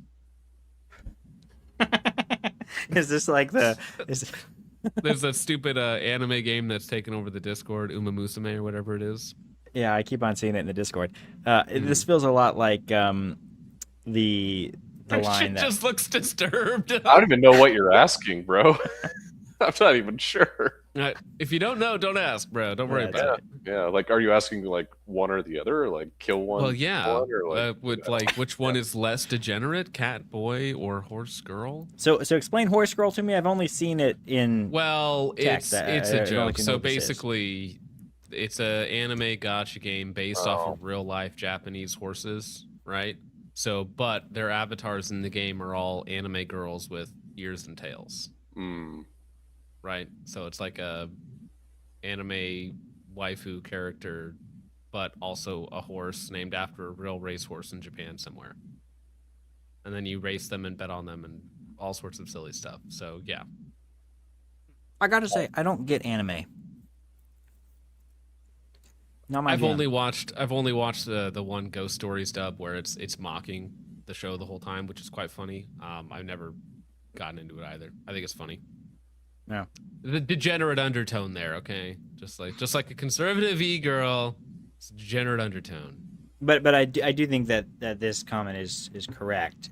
You have to choose the one with girls over boys. Like cat boys. Yeah. I have no interest. You know, I have no interest in that. Heterosexual. Horse girls sounds bad, but then again, you know, Donald Trump said that Stormy Daniels had a horse face or whatever. You know, it's like, I mean, yes, Stormy Daniels has is not to that be- attractive, but like I take her over a cat boy. I don't know. Heterosexual bestiality is better Exactly. than homosexual bestiality. Yes. I think 3 recordings have been released, and then one video from Elijah Schaefer. Quote, if Nick knew how much shit Elijah talked about him. If Nick knew, like, how much shit Elijah's talked about him, like, Elijah will go around and telling people Nick's gay. Oh, really? Yeah, he's, like, said that before in, like, a room. Be like, yeah, I mean, like, I think it's definitely true that he is, you know, gay or whatever, but he has his own things. Just, like, he's, like, totally said that before. The second piece seems to go in and take attacks at the fact that Nick Fuentes and Elijah Schaefer have long been friends on the conservative, at least publicly, in the conservative space, more so the dissident right. And Sarah Stock makes multiple comments about how Elijah Schaefer would constantly and consistently trash Nick in private. Elijah will say things like, well, you know, Nick is, like, he's better doing the show than me, but I'm the one who's, like, way better at running a business. Like, he doesn't know how to run a business. Bruh. Which largely just seemed to be calling Nick gay behind the scenes. And this is where you can find a bit more about who is actually asking Sarah the questions. Those things. It's that Spider-Man meme where everybody's calling each other gay, but they're all the same thing. I mean, who among us Make has not me- called Nick Fuentes gay at some point? Hey, he's a little feminine, okay? He admits he's a little flamboyant, maybe a little too flamboyant, right? I don't want to believe Nick's gay. Like, you know what I mean? Like, you know how I feel, but those things, like those clues that Elijah's leaving, and always these comments, and then the fact that like Nick doesn't just crush him when he like counter signals or whatever. It's like I just feel like does he know something? Like, what does Elijah have that he's allowed to exist this long? Because, and maybe you're right, nobody's just paying attention. And the random guy recording also says additionally here. I remember confronting him one time and be like, dude, aren't you friends with this guy? Like, why do you keep this up? You know, like every show was like a dig, like, yeah, but they're all like incels, and you know, none of them are white, and they're not chads like me. It was like every time, and I was like, why do you care so much? But even Sarah Stock can recognize that Nick has more aura than Elijah Schaefer. I think I, like, said something like that. Like, I'm not saying we don't have, like, a part to play or anything, but, like, don't pretend like you have more influence than him. Yeah. And then, because that's what he was trying to claim, is that, like, he has no real influence or something. Like, he clearly has, like, way more influence. There's, like, all these loyal followers, and, like, all of them are infiltrating, like, I know them. But again, this is made extremely brutal given the fact that Sarah Stock had been a very public figure in the last like year or so, maybe 2 years, and it was public for being a very trad girl, this very prominent e-girl boss on the right wing, only to fall in a manner that is anything but. Now, what pairs with the video that I showed you earlier is this third leaked recording that Milo Yiannopoulos does provide, and it's in this recording that Elijah Schaefer admits to blacking out. And I'll just say, I'll just say this, I can't make you admit anything, say anything, but I will admit that I am playing a role in this, and that I am that it is immature, and that it should be dealt with differently. And I will also admit, outside of work, that yeah, my personal life, I'm having a hard time. I mean, I'm trying to like figure it out. But obviously, I am stressed, and I'm not dealing with it the way I should be, and I'm not. And it's not always I'm up till 12. Like oftentimes. It's the same thing. If I don't drink, then I can't sleep more than an hour. I'm tossing. I fall asleep at 6, and it's like it may look like I was drinking the same thing or not. Do I drink sometimes and too much? Absolutely. I consider myself more like having a binge problem. Even if it is only a couple times in a week, it's like yeah, I'll black out or whatever. And so that. Which I guess points for self-awareness. But it is a very brutal thing to hear a man say that he cannot sleep unless he blacks himself out, which is just a crazy thing to hear. So Sarah Stock being the largest element of the so far scandal, with the divorce and the drug addiction following just behind in terms of prominence, and unfortunately a lot of people involved here that I'm hoping the best for. The points on divorce is that Milo writes here that Schaefer's wife had filed for divorce in Texas in January, and that Schaefer filed in Florida so that he could pretend he had instigated the divorce, which I think is, at this point in time, quite literally worrying about the wrong things. And since Milo has dropped his dossier, there has been a lot of people reporting in saying that they have also had similar stories with Elijah. Now, you guys know me. I am not a believer in the Me Too movement. I do not believe all women. I don't think anyone should be believed the moment words come out of their mouth. Actually, I think it should be the opposite. I think that big claims require big evidence. And so I think with each of these stories, there needs to be a grain of salt taken and applied to them. I think that there are opportunists who will convert their stories or maybe pervert their stories, blow them up, exaggerate, make them something that they were not to kind of get a point in. And I want the point to stand very specifically that the biggest losers here are the people who are on the outset, not the influencers. Now, granted, the influencers may lose a lot of money, they may lose all the prominence, but that's all due to their own actions. The husband didn't deserve what happened to him, although you could make an argument. It's All not right, smart this to is marry just a girl recap. and We can move on. Yeah. It's just Yeah. tawdry, and yeah, it's unfortunate. It's sad. It sounds like everyone involved were dirtbags, and there's probably a lot more dirtbags out there. So don't lionize hero everyone you worship. see on the internet. Yep, Yep, 100%. there we go. Now, before we get on to Giants, an hour and a half into the show, Clavicular. dude, clavicular. What I a read this guy. sentence and I was like, what is this? Right? Because, we have new words like aura or mogging or malding, all these other fun little terms that got added into our vernacular. But then I read this sentence and I was like, nope, it all has to go back. We have to go back. dodge maxing and weight. Well, so let maxing. me try and read this. All Soul right. mog. And I don't Clavicular know what loves the I word don't know what maxing. this. I don't know what any of this stuff means. So Ugh. Clavicular ran into ASU's top frat leader while jester maxing with gym cells and innocently clocked peak cope. The frat fraud leader went full UV doge maxing and weight cope maxing, inflating fake stats to protect frame after being skull mogged, while Clav deep locked and nuked cortisol stabilized aura and dodged irreversible PSL bleed by a millimeter, dude. Yeah, I don't understand any of that. Yeah, I don't know what they mean there. I they think were we're having a officially battle old of aura. guys, but I'm okay with that. Yeah. Yeah, I think, word salad. I don't know what that is. So No, clavicular, this actually ties nicely into the next segment. The Giants video that we're going to be talking about today is from a show series called Michael and. It's Michael Knowles interviewing random people, usually controversial people. It's a great series. Michael is kind of the perfect character for this type of discussion because he can have on people with crazy stories, and he has just the right amount of like incredulity, but not entirely. Like he buys into it. He asks questions, but he's not judgmental, and he's able to get great crazy stories out of people, and without giving them too much in terms of all the crazy, often degenerate stuff that they're saying. Quite entertaining. It's a good show. He had on Clavicular, and it's a wild episode because Clavicular is clearly an idiot, but he's got a lot of influence, and he's a looks maxer. So that's I don't know if you're familiar with that term, but he maxes out his looksing. Mogging and with, mewing his his way to the mogging, top, yes. baby. Lots of surgeries and lots of drugs. Well, I think the surgery had not yet happened by the time he appeared on Michaels, but he was planning to have a surgery. He does take meth. He hits himself in the face with a hammer, apparently, to increase his jaw volume. structure. Yeah, and he's like 19 or 20 or whatever. So, obviously, not the wisest gent to be taking your tips from, but quite an entertaining watch. I do recommend Michael Ann. It is quite funny.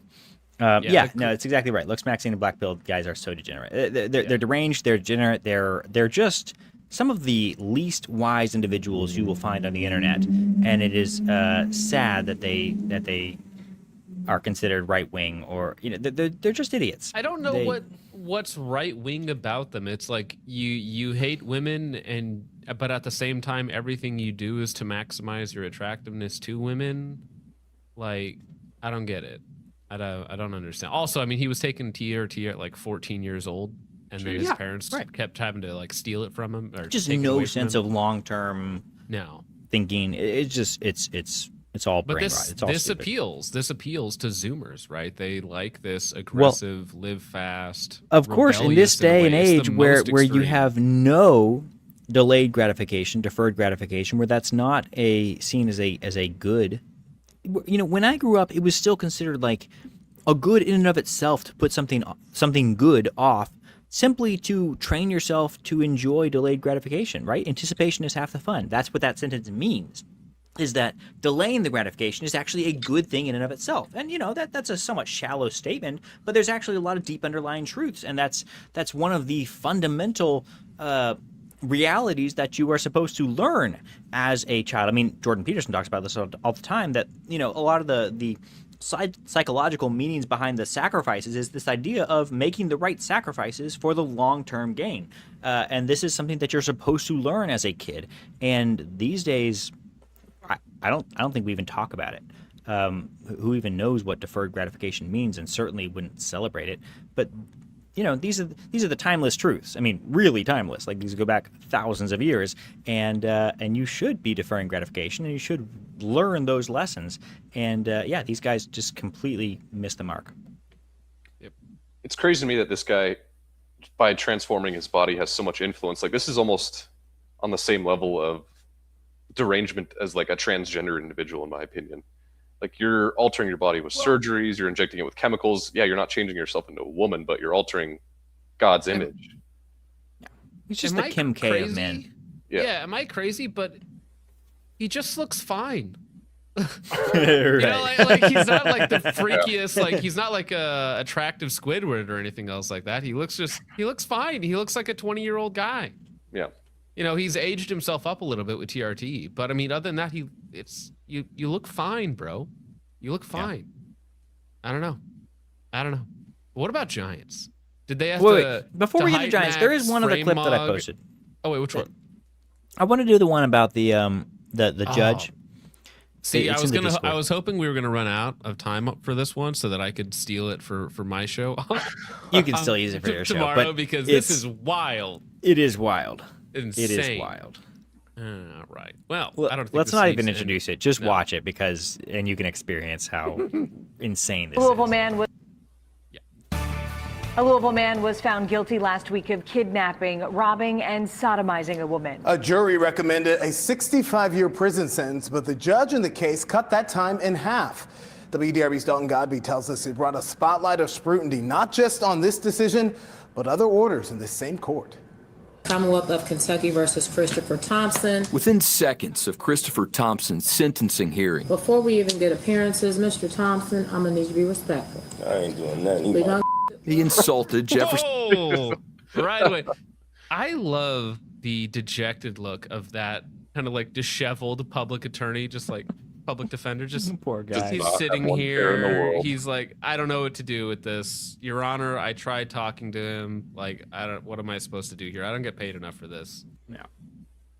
Mr. Thompson, I'm gonna need you to be respectful. I ain't doing nothing. We gonna He insulted Jefferson County Judge Tracy Davis. Well, it's fine. Okay? What? It's fine. Yeah. Because here's the I can spit on you, I thing. would. At the end of the day, I'm the one with the pen. I don't care. I know you don't. Yeah. And it's a sad, sad scenario. I ain't tripping. So you just told me eat your and you called me a sucker twice. The disruptions continued throughout the entire hearing. Thompson was convicted in December of robbery, kidnapping, sodomy, and sexual abuse. In 2023, the 24-year-old abducted a woman, robbed her, and sodomized her twice. I don't have sympathy for nobody. Come in here. I don't have sympathy for you, the victim, the victim's family. We don't need your sympathy. It's fine. But if you During sentencing, the prosecutor asked the judge to uphold the jury's 65-year recommendation, but Judge Davis explained she would lower that sentence to just 30 years, as Thompson repeatedly interrupted. I don't care. That I don't care. Unfortunately, he fell through the cracks and ended up before this court as an 18 or 19-year-old. This court does not believe that Mr. Thompson, if given the resources that he can get while incarcerated, is beyond being rehabilitated. Sexual predatory offense. Now, just days later, city leaders are outraged by the decision. Where is the concern for the victim? Do we think Well, that's a lot to talk about before the obvious outrage. So, what in your right mind could lead you to believe that that person, number one, could be reformed, but number two, has any desire to be reformed? Which one would think is a prerequisite? Maybe if he was crying, apologizing, begging for forgiveness, maybe somebody could see a glimmer of a reason in a reduced sentence, but kidnapping and raping, I feel like there was a reason why certain individuals throughout history ended swinging from trees, especially when they showed no remorse for the victims or families or a desire to change in any way, shape, or form. And then you're sitting in front of the judge and you're continuously insulting them, I guess threatening them in a weird way. If I could spit on you, I would. Like, just no respect for anyone or anything outside of yourself at all. I guess because you think it makes you look tough. And then the judge goes on to repeat the line, right? Frankly, if I could spit on that judge, I probably would too. But for different reasons, right? Because she says the line, if this kid had access to resources, he wouldn't have raped that girl. Whatever he raped, and then he would be reformed if we just gave him more access. And did he say 18 or 19? Yeah, that's how I need to actually look that up. Let me see if it's in the description of that guy's name. 65. I'm gonna find out. What she said, so I think he is very young. 20. she's going to get over this in 30 years? Metro Council's Minority Caucus, which has vouched for more judicial transparency, pointed out Monday that Judge Davis has granted shock probation in dozens of cases since 2023. My next step is to request for all of her shock probation cases to have the public learn about who she is releasing from the sentences that are given to them.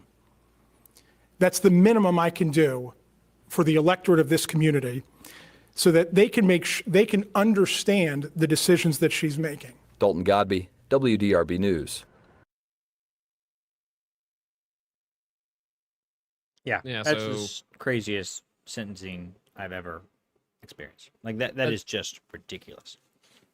But I feel like it's obnoxious when we see it. You know, when we hear it. That clip only has 1,200 views, you know.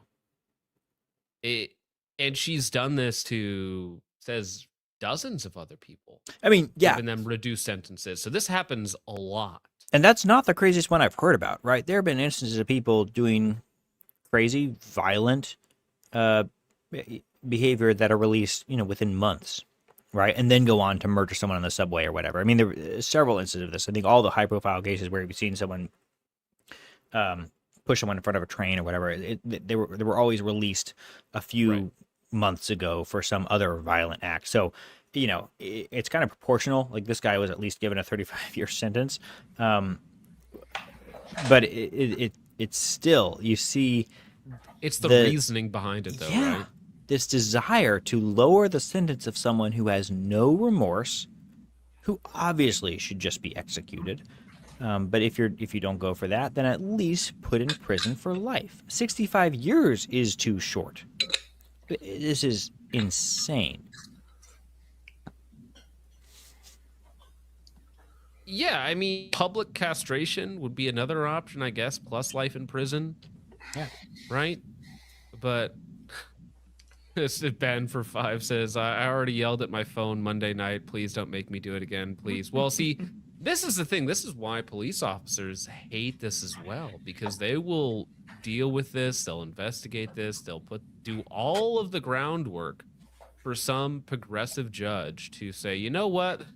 This person's not a threat to society. Let them back out. They need another chance, which is like the one who burned the woman on the train. I think he had 72 priors, including arson, assault, theft, armed robbery, battery, like everything, right? Yeah. But, you know, I am controversially on this show okay with women voting, depending on the circumstances. Controversial. Very controversial. That's your But controversial opinion. I am starting to develop an opinion that I don't think women should be judges. I'm not sure that they are emotionally up for the task. Let's jump it up to positions of authority in general. Yeah. How's that? Yeah. I can't quite go there because you know, Deborah and some other cases. Now often they are seen as judgments on the people, but you know, God works in mysterious ways, and sometimes we deserve to be judged by female leaders. But yeah, judges, I don't know. I mean, I guess Deborah was a judge, so maybe there goes that. But it was a different kind of judge. It does seem like in an ideal world, women probably shouldn't be doing this role because it does require a certain amount of a dispassionate approach, and she clearly doesn't have it. Yeah, I mean, I feel like this is in a way intentional, right? When you get these judges appointed intentionally to reduce the crime or reduce the sentences of certain people and allowing these people back in public to do the same things over and over again. Like it's by design. It has to be, right? And so there's obviously the demoralization of it because it allows these people to essentially get away with more and more and more. Just like the person who murdered Irina Zarutska on the train, he had 14 priors. The guy who set fire to the lady on a train, lots of trains in this, had 72 priors. And it's just these progressive judges don't really believe in justice the same way. And so they are creating this huge divide within the country. And I think that judges themselves might be the linchpin of society, at least in like everyday life, right? If you can just replace judges, you've essentially usurped the entire justice system, right? Yeah. How can you possibly have justice with a judge in power who has almost unilateral control over these individual cases, right? Yeah, I think this is basically a correct statement in this comment.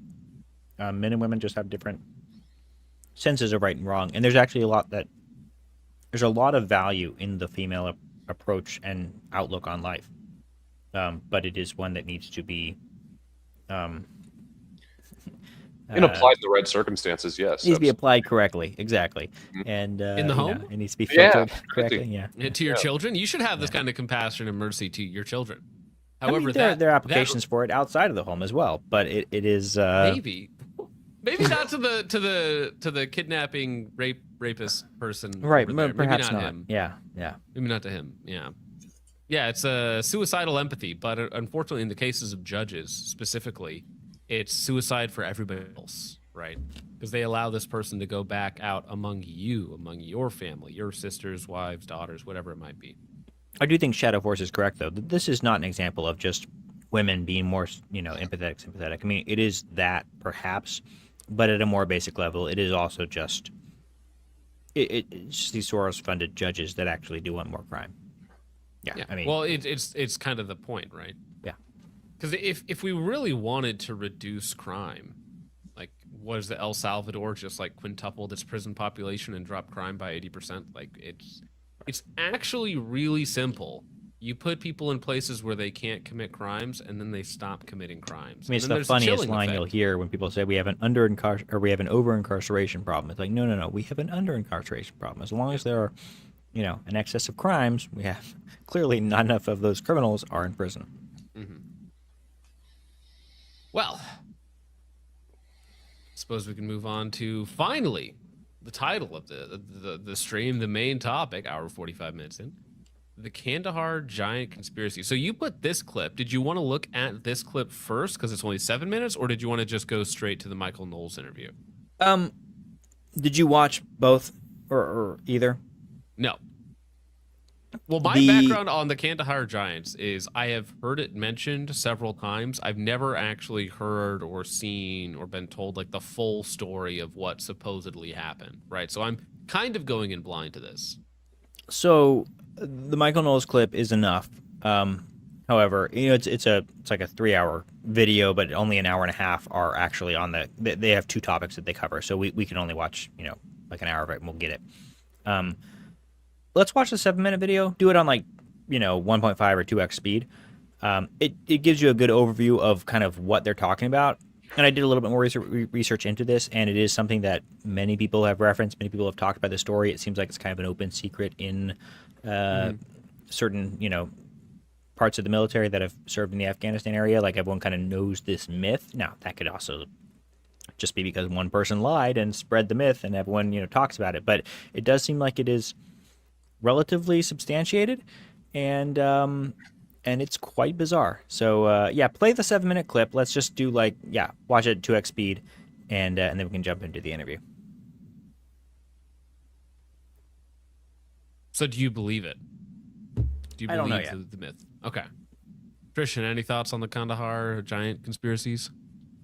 So the only thing I've really seen mentioned about that is that there was a movie made kind of around this conspiracy theory called The Objective, about like U.S. Special Forces in Afghanistan that are, under night vision and whatnot, and dealing with extraterrestrial or, Nephilim type creatures. But that's about all the knowledge I have. Mm. But I mean, Nephilim are mentioned in scripture quite a bit. So interesting. Well, giants specifically in the Old Testament. There's a group of them.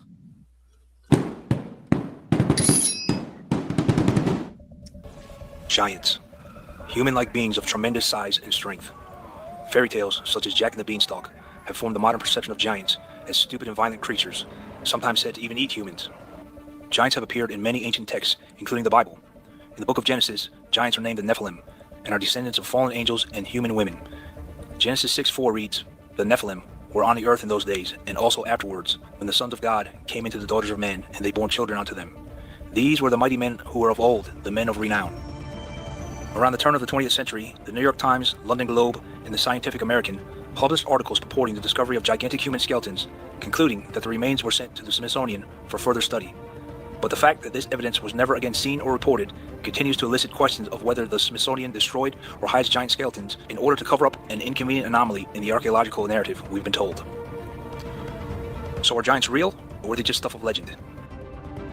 And if they are real, why the cover-up? And what supposedly happened in Afghanistan in 2002 when a Special Forces team was searching for a missing unit? Hello, I'm Mike Droberg, a Marine Corps veteran, filmmaker, history enthusiast, and investigator of the supernatural. And we will answer these questions on today's episode of Forgotten History.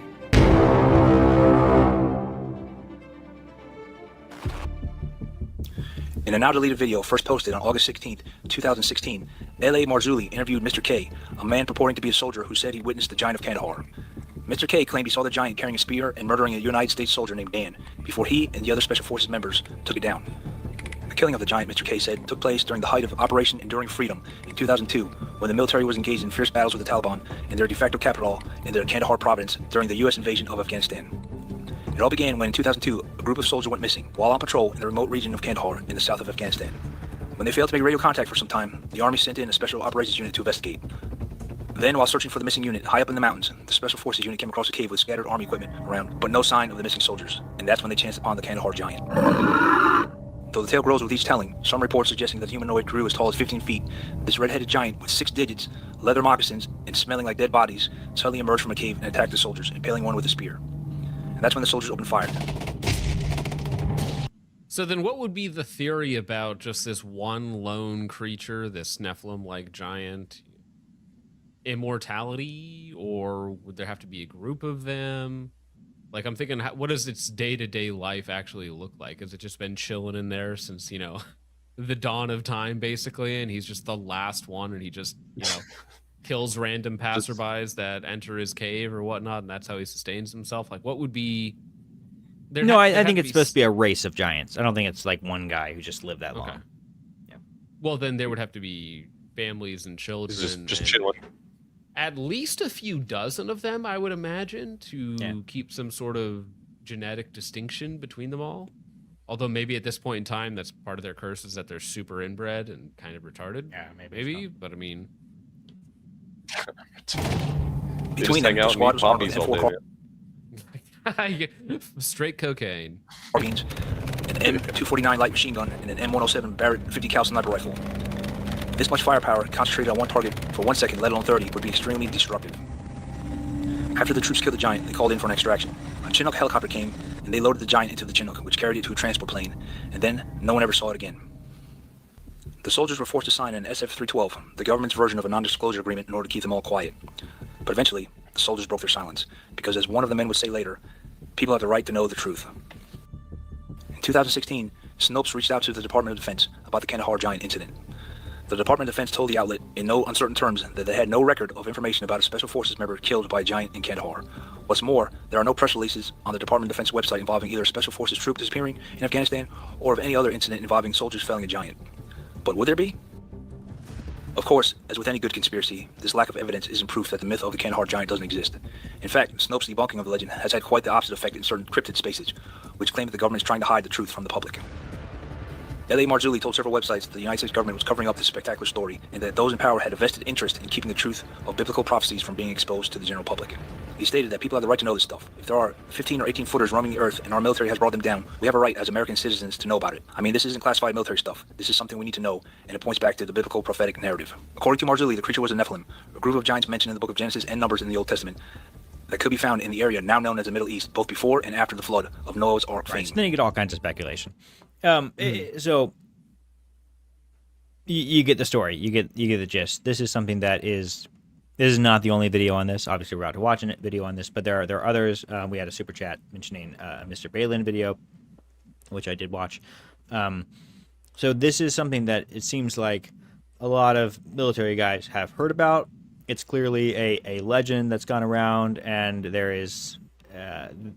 there's some documentation that's probably hidden away or highly classified, but there's definitely enough people that are willing to talk about it where many people have actually bought into it,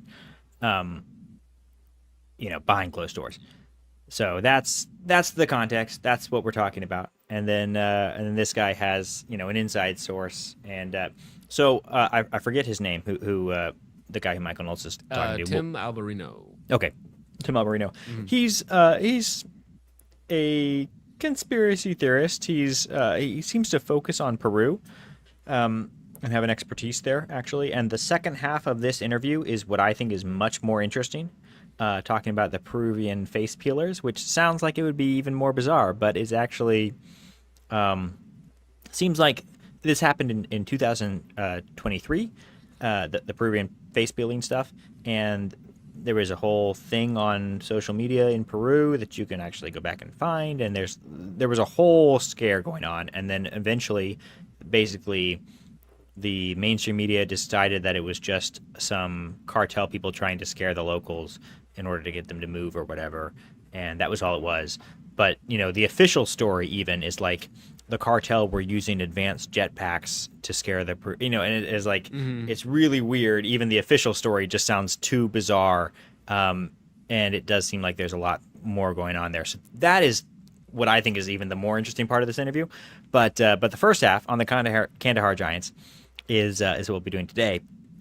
And I find this character who Michael is talking to be less than credible, perhaps. I've heard him talk about sort of like alien stuff, and he sometimes will say things with a level of belief and certitude that I find hard to buy into.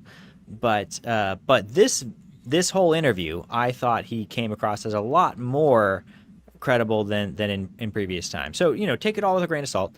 I have no idea if he's in good faith or not, but he's got quite a story to tell.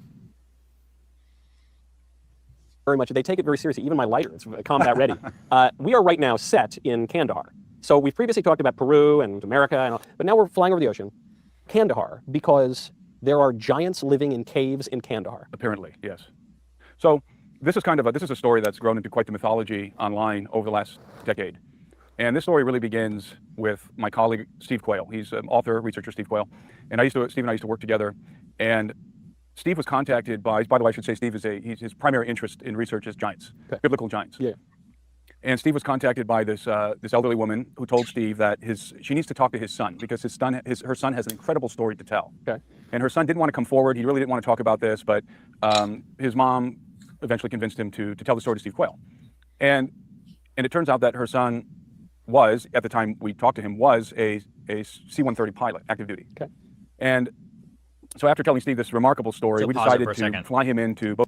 So this character is different from the main whistleblower that's referenced in like the Mr. Balin video and even the video that we just watched. It sounds like they're referencing the same whistleblower, this Mr. K or so, I forget his monogram, but basically that's the main whistleblower who's talked about this in sort of explicit detail. The person he's talking about is another person. So at the very least, there are several people that have heard the initial story. If it's all fake, you know, they've heard the initial story and decided from different angles, like, hey, let's get in on this story as well, and let's sort of provide corroboration because that'll make us famous, you know, which is certainly possible. But there are multiple people from different angles and perspectives that are in on this if this is all one big grift. So. Well, to me, it's like if the story is true that basically an entire special forces team got taken out and then a second team was sent in to find them. Like, I feel like they'd have to come up with a pretty convincing cover story of, oh yeah, we just lost a team in an ambush and that's what happened. I mean, I think that's the official story. I think that is what they officially, even in the Mr. Balin video, basically he mentions that they say that they initially submitted the true statement and leadership said, upper brass said, no, we're not accepting this, rewrite it. And then they just sort of rewrote a standard ambush story, and then that's what got approved. So that's like the official story. In Montana, where our studio was, and to interview him for our upcoming documentary film. We were making a series of films called the True Legends documentary film series. Yeah. And primarily these films centered around the topic of giants. So this individual whose name he didn't want us to use his name. In fact, we had to interview him in silhouette. He didn't want his image to be out there either. He's still active duty. He was active duty. And he came and he showed us his credentials. We met him and we were very impressed by his candor and his credentials. clearly active duty C-130 pilot, very experienced guy. He'd flown many missions in Afghanistan, and he related to us the following story. Okay. So back in 2005, the pilot, I'm going to just refer to him as the pilot, he was running missions into Afghanistan for the Air Force, and his job was picking up cargo, what he described as high-value assets, or high-value cargo. Yep. Usually it was Taliban guys. And this is in 2005, so this is early on in the conflict. In the scope of 20 years. In the scope of 20 years. This is the beginning of the conflict, really. Yeah. And so he would occasionally fly in routinely, fly into Bagram Airfield, pick up Taliban guys. So they called him in for a mission. And like all his other missions, he flew in, and it's kind of dangerous coming down into Bagram. I won't go into all those details, but it's not an easy, those are not easy missions to fly. He flies into Bagram Airfield, and he thinks this is just a routine mission. He and his crew, at least his loadmaster, I don't know if he had anyone else, but he definitely had a loadmaster.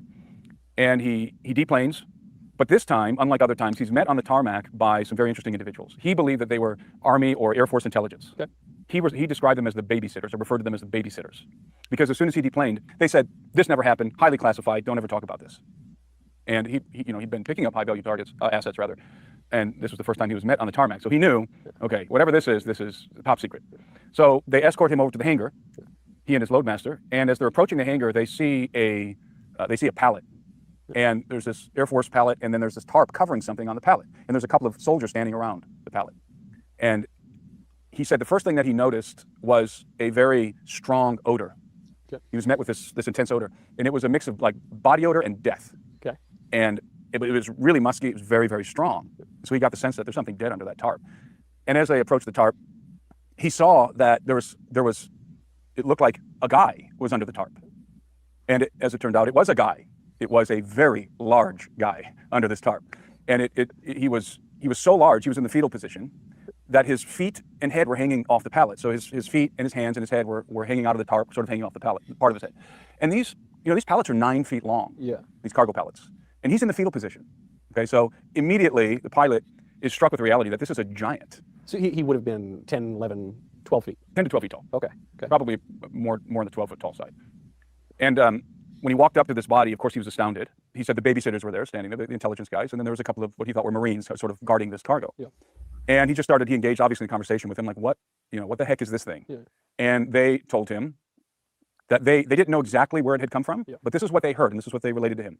They said that this gigantic being had been killed in a cave out in the desert of Afghanistan, out in the mountains. And that there was a team of soldiers who were deployed out there, probably special ops guys at this time, this early on, who were out there doing reconnaissance or something.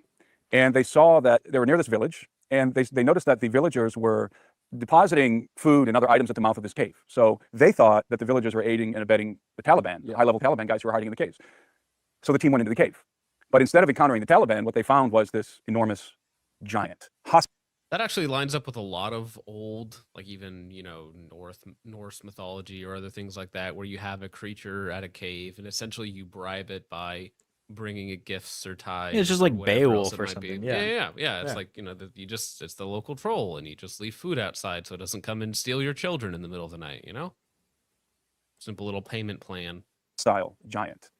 And allegedly, the giant killed the entire team that went in the cave. And so they deployed a second team to go and find the first team because they were missing. And the second team of guys were able to track them and to this cave. And when they entered the cave, this is what the guys told the pilot. They found the giant eating on some of the guys from the first team. And he was extremely large. And when he saw them, he became extremely violent and attacked them. But they were able to take him down. And now, this is where things get a little confusing because my colleague... This is where things get confusing because my colleague, L.A. Marsuli, who also researches giants, he had a whistleblower come to him telling him a very similar story. We're still not to this day sure if it's the same story. But in his story, one of the guys from the second team got skewered with this. Right, so pause it. He was holding a very large spear. That's the video that... I don't remember if the one we watched, I don't think it went into that level of detail, but the Mr. Balin video references a Mr. K who, in his story, like a spear... Either the guy gets impaled or a spear comes flying out of the cave and impales one of the guys or whatever. So there are some sort of artistic differences or liberties that seem to be taken with the story if it's the same story, which it would seem crazy if it was two different stories, but who knows? So we're not sure if this is the same story. These might be two different stories. But returning to my story, they killed the giant, and then they airlift him out of that area of Afghanistan and bring him to Bagram Airfield, and then they call in the pilot to pick up the cargo. The giant was solid as a rock. The pilot said that while he was standing there talking to these soldiers, he hitting the top of the tarp with his hand. Of course, he's in a state of like shock. Yeah. Trying to process this gigantic humanoid under this tarp. And he said the guy was like a brick. He was like pure muscle. He said he didn't know if it was rigor mortis that had set in after death, but he said it was the guy was, you could see his hands and his feet. He was very muscular, very large and muscular. And he said that the giant's feet, which were wrapped in very crude footwear, like a canvas type thing, the giant's feet and hands had 6 digits instead of 5. Okay. So it's 6 fingers and 6 toes on each hand and foot. The giant's skin was a pale white. Again, he wasn't sure if it was because the giant had been dead for a couple of days or if that was the natural tone of the skin. But what really stood out to him was the red hair. The giant had red or auburn hair. And again, there was a very pungent odor coming off of this thing. And so, was the giant clothed, or do you know, did you hear? He could only see his hands and feet and the top of his head. So he saw like the forehead and the hair and the hands and feet hanging out. Remember, this is a 9-foot pellet. He's in the fetal position. They had. So another thing with this, it seems like there's a lot of people who would have to come in contact with this thing. Like we're talking maybe hundreds of people. So you have the first team that died, second team goes in there, kills the thing, finds the body, drags it out to get airlifted. So then we have another set of people and they just drop it on an airfield somewhere. So you have all of the maintenance personnel, you have all of the pilots, you have anybody else handling the cargo. It has to be transported from, a helicopter to a plane. It has to go through, maybe 2 or 3 planes at some point. Lots of people loading and unloading. So, I mean, I feel like probably, maybe only 25 people, but maybe up to 100 people have laid eyes on this thing and nobody.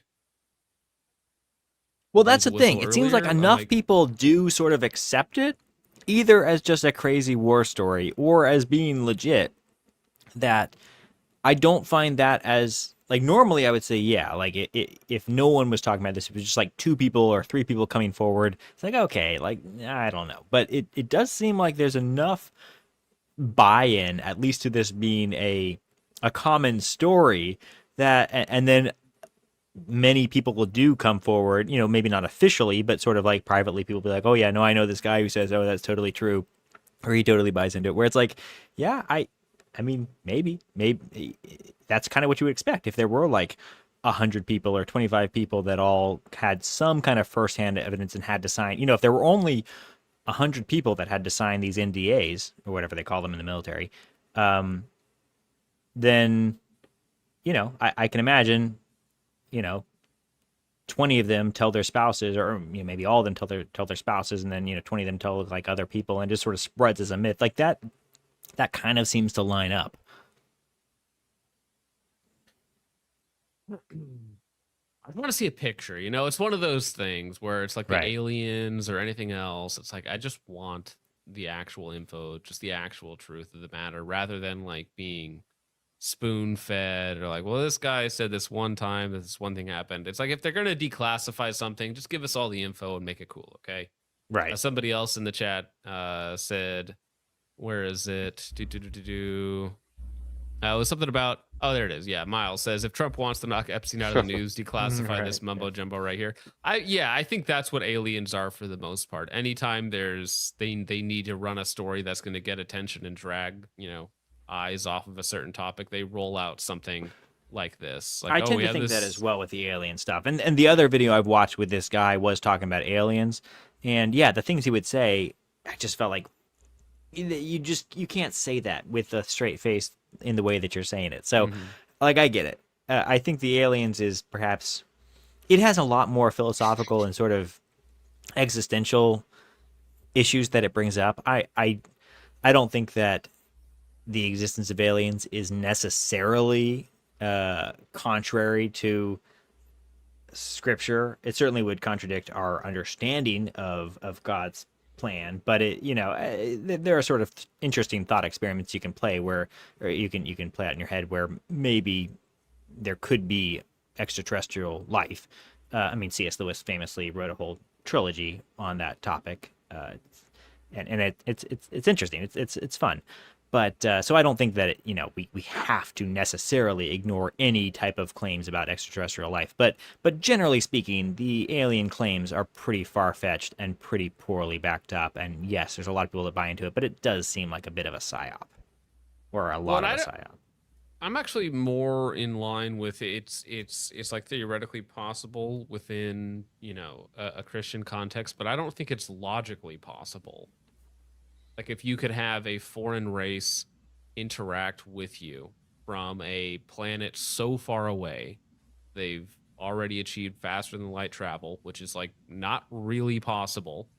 A couple ways that it is possible with some sort of like gravity well device would destroy whatever zone that it landed in, essentially, because that's how they would have to do it. Advanced technology, man. Well, but it would defy the laws of nature and probably as logic we as well. understand them.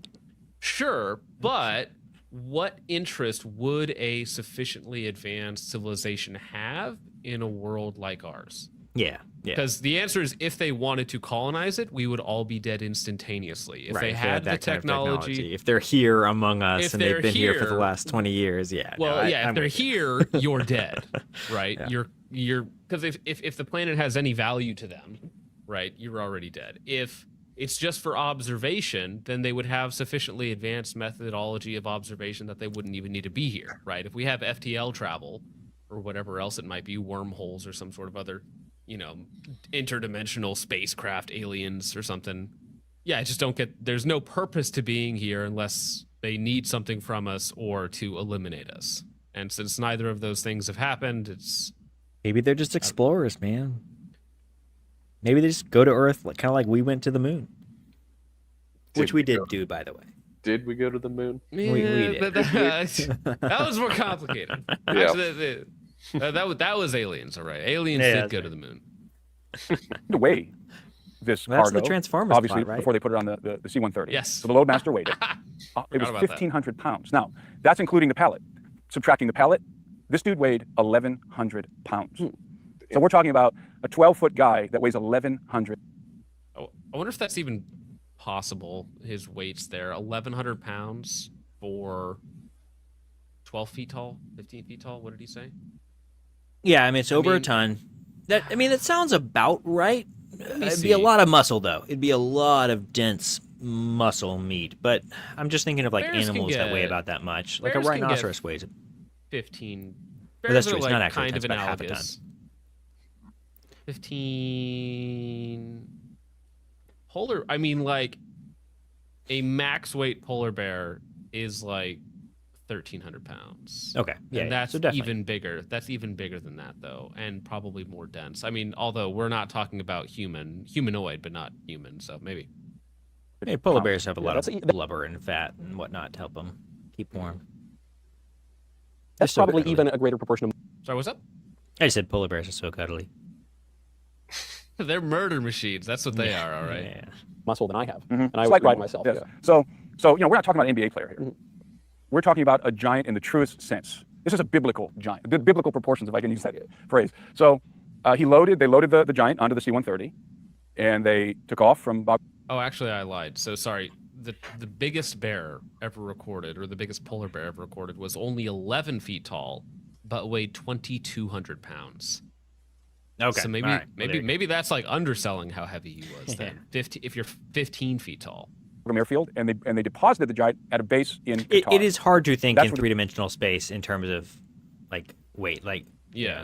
the what is it, the square cube law, where as things increase in terms of three-dimensional space, it's amazing how big they get, how very, very quickly. Story ends for the pilot. Now, he heard through the grapevine that the giant ended up at Wright-Patterson Air Force Base in Ohio. Okay. Now, every time I tell this story publicly, and yours is the largest show I've ever told this story, every time I tell this story, I get a little nervous.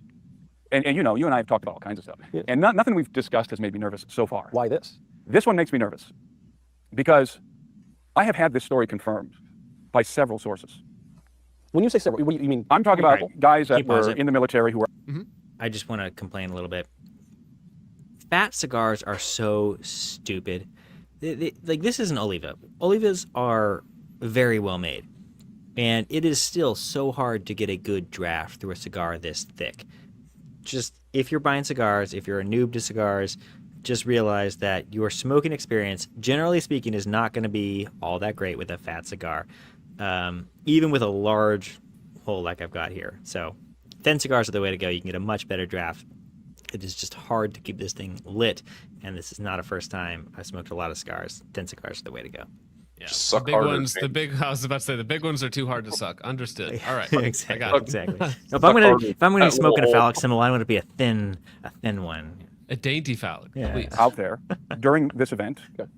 One of these individuals, and I got to be really careful here. One of these individuals is a high-level Air Force guy. Okay, direct knowledge of the event and of other events involving giants in the plural, not just one. And as you know, I talk about aliens, and UFOs, and all kinds of stuff. We talked about alien abduction last time I was here. And I've talked about this of aliens. I've talked about aliens and UFOs with all kinds of people, military guys, high-level military guys, intelligence community people, congressmen. You know, everybody sort of freely talks about UFOs now. Not a big deal. The whistleblowers, Lou Elizondo is a friend of mine, and so I talk about this kind of stuff with all these guys, aliens, and there's no problem. They'll tell you things, amazing things that they don't say publicly about aliens, casually. I can confirm at least, having spoken to a member of, at least one member of Congress about the UFO stuff, and he was as skeptical as I was about it, but then he became a true believer. And I said, well, even you, truly, it's Which like, congressman is that of you? so we'll be off camera. Okay. I'm friends with Eric Burleson. I love Eric. Yeah, Eric's a great guy. Very, very, very cool dude. So, and he's very much into this topic with the UFOs and stuff. Skeptical about it, but a very intelligent guy. So, and the point is that these guys, all of these guys, will freely talk about UFOs. The congressmen are different because they're not necessarily in the know. They're trying to find things out themselves. But when I bring up giants to these guys, specifically the Kandahar giant, the reaction is quite different. These guys will clam up. They'll immediately stop talking to me. And some of them will tell me, and have told friends of mine who I've told the Kandahar story to, and then they'll go and ask their contacts in the military or in government. And we've been told, be careful with this topic. Be careful with this topic. But what does that mean? Because the way I would interpret that is, if we grant the premise that, if we grant the premise that all these people are chatting about all these different things, but they have these totally different reactions, my gut read on that would be, yeah, they all yuck it up about the UFOs because that's fake, but the giants might be a little too real, so they clam up about it. I would say that the topic of giants, especially in Afghanistan, is potentially more highly classified than the topic of UFOs and aliens. And that's been my experience. Now, I don't know if that's true, literally, but I want to drill down on, so you've spoken to people in the military, in the intelligence community, and in political office. Yes, and guys that were in the military that were just special ops, that were familiar with the story. But still, even being familiar, this would still be secondhand. From those guys. If they didn't get my other invited guy, to it, firsthand. So I found out, and again, I'm going to be very careful here because I don't want to get anybody in trouble, but when I found out that this guy was in Afghanistan, high-level Air Force guy, I asked him one time, and we were at a public event, and I said, hey, you were in Afghanistan, and we were talking about deep underground military bases, we were talking about UFOs, really no problem there. But when I asked him about the Kandahar giant, hey, have you ever heard about the Kandahar giant? The blood rushed out of his face. He was kind of walking away from me, we had concluded our talk, and said, hey, let me ask you a question. And when I asked him that, the blood rushes out of his face, his eyes get really big, he looked at me and he went like this. And he pointed to his phone. And he went like that to me. And his wife pulled on, she was standing next to me, she tugged on my shirt, she whispered, he can't talk about that. That's been my experience when I bring up the Kandahar giant. No, then the question becomes, So, but why would that be more problematic, I guess, to talk about? Because I even saw something that this was like brought up in the Epstein files at one point. Oh, really? There's a reference to it, I believe, in the file somewhere, and I think in the Podesta email link, I think he has something referencing it with Hillary Clinton at some point. So, I like, what would be the purpose of why is this one problematic? Is it because it confirms like Christian beliefs, and so they're trying to hide that from public knowledge? Does it have some sort of other problematic connotation? Because if you were like, oh yeah, there was like a race of giants that died out in Kandahar, and there's like 15 left now, or something, or none left. We killed the last one, right? Like, what would be the reason for keeping that quiet and being like, oh shoot, that's a problem? You know, UFOs totally kosher to talk about, but the Kandahar giants, that's too spicy, especially if they're like literally Stone Age beings, right? Yeah, you would think that's probably the most logical explanation for it. Yeah. Let's say for the skeptics who are watching, you suspend disbelief for a second. You say this is real. Why would the Kandahar giant be a more dangerous topic than Little Green Men or something? This is the question that puzzles me. And I think I have an answer. I'm not sure if it's the right answer, but I'm persuaded that I'm approximating the truth here, or approaching the truth at least. We talked about this a little bit last time I was on your show. We talked about, I had done a lot of research into giants around the world, especially on the island of Sardinia. Yes. You recall that conversation? Yes. We talked about a particular phenomenon among the Canaanite tribes of the Levant and of the ancient Near East in general, but especially the Canaanites in the Levant. They had a cult of giant worship. They venerated giants. Of course, anybody who believes in the biblical narrative is not unfamiliar with giants. With Goliath of Gath and his siblings, and all of the Anakim who are descended from the Nephilim, and on all of the biblical material about giants. And there's a lot. So this whole Nephilim comment is, I think, very interesting. Let me let's see. Can I share my screen? Can I add it to stage? Let's see. Yeah. Yeah, there we go. Oh, sorry, I just moved. There we go. So if you look at the comments about the Nephilim, I don't think there are that many, actually. I think it's primarily in Genesis, and then I'm not sure that there are any other references. We can look it up, but I think the Book of Enoch, but that's not obviously canonized well, scripture. that's not in the canon. Yeah. Unless you're Ethiopian. Yeah. So this is like the place where the Nephilim are mentioned, and this is something that a friend and mentor of mine showed me a long time ago, and this is actually an interesting point to take into just all of biblical study. But if you look, this is end of chapter 5, and this is beginning of chapter 6. End of chapter 5, we're talking about the story of Noah and Noah fathering Shem and Japheth and all blah blah blah. So it's just sort of different the chronology and the genealogy. And then it goes on in verse 1, when man began to multiply the face of the earth, and daughters are born to them, and 2 sons. And so you get the sons of God saw that the daughters of man were attractive, and they took as their wives any that they chose. And it goes on. And then you get the Nephilim line right here, verse 4. The Nephilim were on the earth in those days, and also afterward, when the sons of God came into the daughters of man, and they bore children to them. These were the mighty men who were of old, the men of renown. Now, you have this little, so you got 2 things. You have the chapter divisions, Genesis 6, which of course came later. This is not in the original manuscript. This is not in the autograph. And then you have these little insertions, these title insertions, which are just the editors of whoever's putting together this version of the Bible that you're reading. Increasing corruption on earth. Now, if you take this division and this chapter heading, then it certainly does seem that the Nephilim are, these giants that are the product of the sons of God. However, if you simply divide this a little bit, remove this, maybe even move this up here, it's very unclear. It simply says that these Nephilim were on the earth at the time when this stuff was happening, when the sons of God were having, relations with the daughters of men. It is not clear that the Nephilim were the product of said relations. Now, that seems to be a common interpretation, and of course it would be, right? The proximity is a good indication for how it should be interpreted, but it is definitely not a necessary interpretation. And if you simply were to divide it differently and read it plainly, it is simply saying that the Nephilim were on the earth during those days, and they were the mighty men of renowned, of old. So I'm not saying that is a wrong interpretation to say that Nephilim were giants. That is certainly the prevailing interpretation, but it is not a necessary interpretation. And there are numerous places in Scripture where an interpretation is basically foisted upon us and made to seem like the only interpretation by the chapter divisions and the titles that are put there. Because you can certainly read this as simply the Nephilim. That's a name that we refer to these great men of old, and there are plenty of men lived to be very old ages at this time, and so you could surmise there would be some great men of renown that happened to go by the name of the Nephilim. It is simply not explicit in Scripture that those were the giants, and yet that is basically taken as fact, as sort of the only interpretation by most Christians. So I just think that's interesting.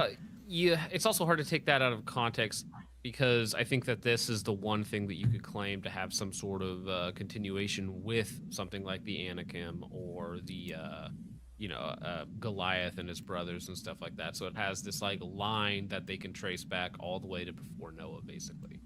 And this is the only predating reference, as far as I'm aware, within canonical Scripture to some sort of race of giants. So, right, to the sons, to the product of the sons of God and the daughters of women.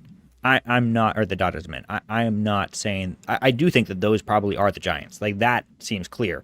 I'm just saying that calling them Nephilim What's that? Yeah, no, I no, that all makes sense. I'm just saying that calling them Nephilim is perhaps eisegesis. That is actually perhaps reading into the text, because it's not clear that the Nephilim were those people. So it is clear that those existed, that there were, the offspring of the sons of God, whatever that means, and the daughters of men. Now, it's also unclear if that, what the sons of God means. Is that referring to fallen angels? Is that referring to demons? It's not quite clear. No one really knows. Anyway, so it's more complex than I think a lot of people give it credit for. It's a very mysterious passage. It's very odd, but it's not helped by the sort of insertion of these chapter divisions and titles, where it seems like, because basically chapter 6 is all about the flood, and it starts with this description of the Nephilim, and so many people think that the reason for the flood was because of this sort of illicit sexual intermingling of demons and humans, and that's why God said we have to destroy the earth. So, it's unclear. That interpretation is certainly one interpretation. It seems like a valid interpretation, but it is a little bit more fraught than I think most people give it credit for. Right. Well, I think that this would be the historical interpretation of it, because, I mean, when was the Book of Enoch written? Was it 4th century BC? Is that the oldest topic of it that we have?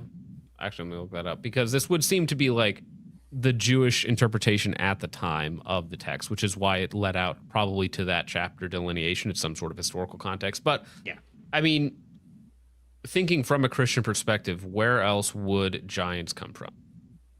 Where else could they come from? Like, has just God cursed a group of them to be really tall? Maybe. It's possible. Did some demon somewhere give the ability of a certain, group to be really tall? Like, where would that come from?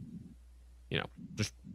Yeah, I think that's a fair point. Yeah. I think I'm pretty convinced that the giants being the offspring of this union of fallen angels or sons of God, whatever, sons of God is the biblical term, so we'll use that, and regular women seems to be about right. My only point, so that is one question of, is that where the giants come from, which is up for debate, but I think is perhaps more clear. And then the second question is, were those people the Nephilim? Is the Nephilim the correct term, or is that referring to simply the great men of old, that happened to be around at the same time? Because the wording is odd in verse 4. Yeah. We just need to go ask Noah, okay? Somebody give a phone call. One day we will. But the Canaanites, what people don't realize is that it wasn't just that giants existed; it's that they were worshipped, they were venerated. These were the offspring of the gods in the minds of the ancients, and not just to the Canaanites. I mean, of course, we know Greek mythology. Yep. The offspring of the gods, some of them were giants. The Cyclopes were giants, and this is a common thread. I think we've talked about this before. But for those who is he just pronouncing Cyclops funny, or are they actually called Cyclopes? I assume that's the Greek word for it. Oh, okay. Much to other conversation, I'll remind the audience that in Sardinia, you can to this day find these megalithic tombs called the tombs of the giants. And the tombs of the giants, there's a misconception about them in that archaeologists, especially armchair archaeologists, will claim that the tombs aren't big enough to house the body of giants. That claim is false. I was there with a tape measure twice, 3 times. And the tombs are large enough to house the bodies of giants, unquestionably. But they're missing the point. That wasn't the purpose of the tomb. The giants were buried beneath the tombs. Or relics or remains of the giants, to some degree, to some extent, were buried beneath the tombs. And the tombs are like a temple. The tombs are a womb. And they're, in fact, shaped like a womb. So if you look at the tombs of the giants in Sardinia, there's 2 different kinds.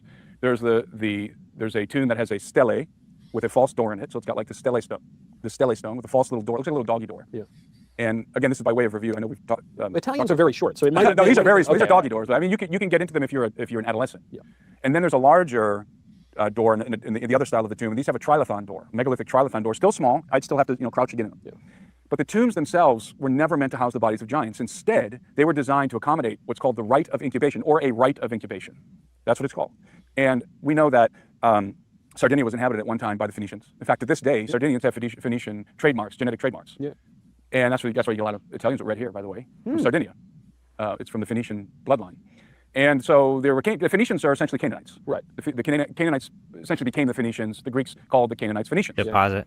And so the Phoenicians are This guy's not an archaeologist, but he's obviously a citing anthropologist and archaeologist. And whenever I hear anyone that's referencing that body of literature say, we know, I always think of that YouTube video where the guys are like talking about dinosaurs and what we know about dinosaurs. And it's like, well, how do you know that? Because of the bones. It's like, you're looking at, a couple little trinkets that you found, or a couple artifacts that you found while digging through layers of dirt, and you're trying to assign that layer of dirt to this time period, which is already kind of, is fraught with potential errors because maybe someone in that time period just dug a pit, and so that automatically throws all of their artifacts into the wrong century. So the evidence for these things is difficult to parse, and certainly saying anything with a degree of certitude, saying that we know something to be true, it is a tall claim for anyone from this field to make. There may be some things that are much more evidence than other things, and maybe some things even rise to that level of you can claim to know something. But I always my antennae go up whenever I hear that kind of speech from someone describing this body of knowledge. It's like, I don't know if you guys ever remember those, I don't know if they were Discovery Channel or something else, Animal Planet, but where they would like go through the daily life of random birds or dinosaurs or stuff like that from like 18 gazillion years ago. This is what its daily life, like, look this is how it died. And then a couple years later, it's like, wow, rewriting everything we knew about that. It's like, okay, all right. Descendants of the Canaanites, and they're occupying the island of Sardinia, and they're practicing their ritualistic rites, including the rite of incubation. And the rite of incubation is a rite of passage where young people would have to go into the tomb. And so they would crawl in these little doggy doors, maybe one at a time, maybe several at a time. And inside of the tomb, which again is shaped like a womb. And if you look online, type in a womb, you'll see what I mean. It's shaped like a womb. It kind of looks like a bull's head. I used to think it was originally I thought it was a bull's head, because ball or something, like Molech or something, right? So I originally thought that the tomb was shaped like a bull's head. I was wrong, and I have since learned that they're shaped like a womb, and it makes sense because the idea is it's a rite of passage. It's a rebirth. Yeah. So you're going into the womb. And something's happening to you while you're in the womb. And when that tracks with basically all religion. I mean, in the true religion, in Christianity, you have the rebirth and baptism. But even in modern weirdo religions like transgenderism or liberalism, you have the rebirth through the dead name and the coming out or whatever. But it's all this imagery of a kind of a birth. That's precisely right. So they go into the tomb, and then they're sealed in there for an unspecified period of time. And when you go into these tombs, these galleries inside the tombs, there's like a little alcove in there where maybe they put some candles and they sat there and maybe they meditated. But the whole point was, the purpose was to commune with the mighty ones who were buried beneath. That was the purpose, to commune with the giants, the spirits of dead giants. That was the purpose. Again, it's Canaanitic rite. And so there's something about this ancient cult of giants that the ancients believed that you could maintain communication with the spirits of dead giants. After they died, their spirits persisted in the world, as we talked about, I think our first time, as vagabond wraiths. This is apparent in the Book of Enoch. In fact, this is where the source material for this idea comes from, is the Book of Enoch. That as part of the judgment of the watchers who descended to the earth in the days of Jared and engaged in miscegenation and had sexual intercourse with women and who gave birth to giants, as part of the punishment for this grave sin, the giants, when they died, their spirits were cursed to persist in the world as vagabond wraiths, bodiless, disembodied. But yet they would have all the desires of the flesh. They would be hungry, they would be thirsty. Assumedly, they would have the sexual impulses, but no flesh through which or with which to satiate these desires. And so that's the condition of demons. And by the way, that's the origin of demons, biblically speaking. And when I say biblically speaking, if you consult the Second Temple period material, the text, Second Temple period text, you'll see clearly that this is what the Second Temple Jews believed, that demons have a very specific origin, and they're a very specific thing. They're not just... What is he referencing here with Second Temple? Like, what books is he referencing? Is he referencing Enoch or something else here when it comes to Second Temple Judaism? I'm not sure, but you would think that there would have to be an explanation for demons, considering how many demons there were at the time of Jesus, right? Like, it seems like you have no mention of people being demon-possessed, and then all of a sudden, at the time of Jesus, you have all of these people being demon-possessed, and so that you have the apostles and Christ throwing out demons. So that it does seem like there would have to be some kind of an explanation for that. So I'm not surprised that there are writings, but I'm not sure exactly what he's referencing. Interesting. Never really thought about that. Yeah. Well, wait, wasn't Solomon possessed for a few days? Yeah, well, by not Solomon, but Saul was by a spirit. But even that's a little bit unclear. But yeah, right. That is the closest thing you have in the Old Testament prior to the coming of Jesus. They are the disembodied spirits of dead giants, of dead Nephilim, persisting in the world through the flood, wandering as bodiless, vagabond wraiths, seeking to inhabit human flesh. So different from the common understanding of demons as just fallen angels. Yeah, no. Well, right, but how does this translate back to the Kandahar giants? That's what I'm not getting the tie-in there. Yeah, I don't remember. Because I mean, okay, so we have the Nephilim, half angel, half human. They die, they turn into spirits or demons. I think he's just talking about the ubiquitous myth of giants in old texts and archaeology and anthropology. There is, and he gets to a really interesting point about giants in the New World, which is, again, this is one of those things that I think is actually pretty verifiable, where the Smithsonian seem to try to cover this up. And one of the more interesting parts of this interview. So he's getting there, but basically there's this ubiquitous myth of giants, and so there's reason to believe that these things actually did exist, that they walked the earth, and I believe they exist. I just wanted to hear him tie this back into Kandahar. That's all. Right. Specifically. Yeah. But they existed post flood. That is part of the claim that's being made here, and that's part of what us also. Well, yeah, I mean that is the biblical perspective, right? That has to be true, right? The insubordinate sons of God; those are a different category. The demons are their offspring. So you have this situation in which, and not just the ancient Hebrews believe that the spirits of the giants persisted. Yeah. No, the Canaanites believed it, and a lot of the other religions, a lot of the other cultures, ancient Near Eastern cultures, believe that, had similar viewpoints. So here's the idea. The idea is that communication can be established and effectuated with the spirits of dead giants, precisely because they persist in the earth. Yeah. And so the central idea of the rite of incubation is to commune with the mighty ones, with the spirits of the mighty ones. Maybe they're attached somehow to their bodies, to their remains, and perhaps even to become demonized with them, supernaturally enhanced, let's say, which could be very beneficial if you're an ancient warlike culture. You want to feel berserkers, demonized berserkers, right? That could be very effective tactic. Right, exactly. Thank you. So I think that to this day, I think that practitioners of the occult, high-level practitioners of the occult, are doing the very same thing. They're utilizing the remains of dead giants to contact the demonic spirits of those giants, perhaps harness them for some unknown purpose. Now, this sounds totally crazy. Well, except for this. If you acknowledge that there is such a thing as spiritual immaterial reality, and if you acknowledge that there is such a phenomenon as the occult, which I think most reasonable people have to do. I know most modern materialists would say it's unreasonable, but most reasonable people throughout history would say, yeah, there's a spiritual reality, and there is obviously such a phenomenon as the occult. Well, all the occult boils down to is trying to harness demons, and accidentally getting harnessed by demons. Primarily divination and necromancy. Yep. Right. We take a sip of water from our canteens here. In fact, I was just reading, I think it was in Thomas Aquinas, whom I consult about almost everything, on the legitimacy or the propriety of divination, and he gives the explanation of why divination is bad, and he distinguishes divination from forms of just rational calculation that we all do. You look up and the weather says it's going to rain today, and he focuses on all these different types, specifically though on necromancy. That's very odd that you're necromancy. That's the word. That's the key. So if you're trying to summon spirits of the dead, that's called necromancy. And there's only one, and there's particularly one kind of spirit that is readily accessible to be summoned in the earth, and that is the spirit of dead giants. So are members of the occult today still practicing these necromantic rites, these Canaanitish necromantic rites? Okay, but let's say that the reading, this is the way to read the Bible, and we're not going to have a more metaphorical or allegorical reading of the meaning of giants. We're just going to say, no, they're literal giants, and they died, and these cultures venerated the bodies of giants and engaged in necromancy and divination and blah, blah, blah. That still does not explain how the giants are still around today. In other words, it could all, they all happened before the flood or whatever, but what happens when a big hairy redhead walks out of a cave in Kandahar? Therein lies the paradox. Let me address that in a moment. Before I forget, you'll recall that when the Podesta emails came out, that there was a very curious email from Hillary Clinton inquiring about the body of Gilgamesh.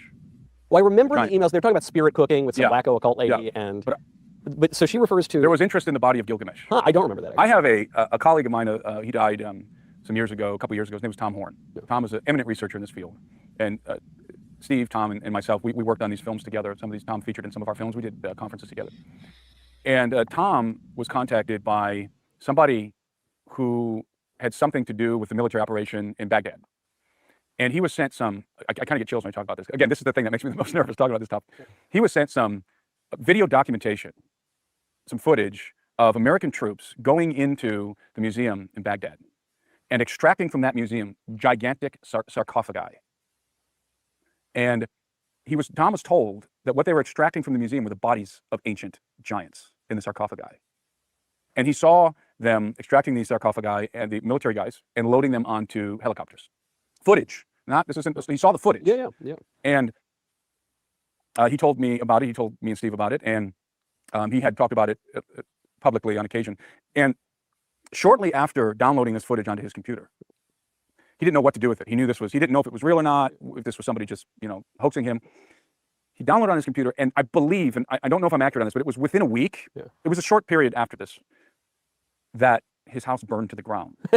and Tom told me the story. He said he was in the kitchen with his wife, Nita, and suddenly they're talking. Suddenly they hear crackling in the walls, like firecrackers going off inside the walls, and their house went up in flames instantly, just went up in flames.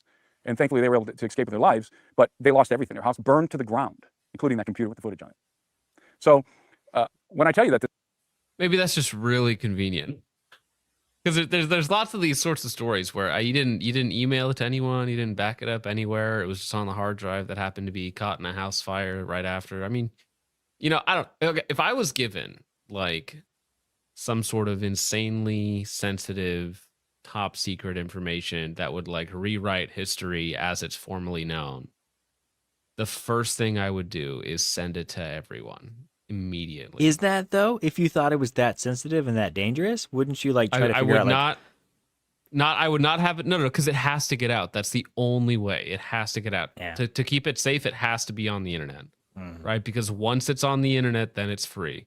But if I just have it like on one of my SD cards, this guy right here, I'm not going to be like, oh, I'll just set that here and I'll walk away for a minute and see what happens. Then a dog eats it or something, and I'm like, I had proof of the occult running the world on this SD card, but instead of doing something with it,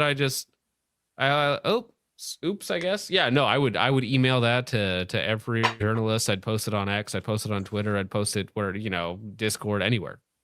Upload the raw footage to YouTube. What are you going to do about it? Because if they're going to kill me for having it, I'd rather put it out there before that happens. Right?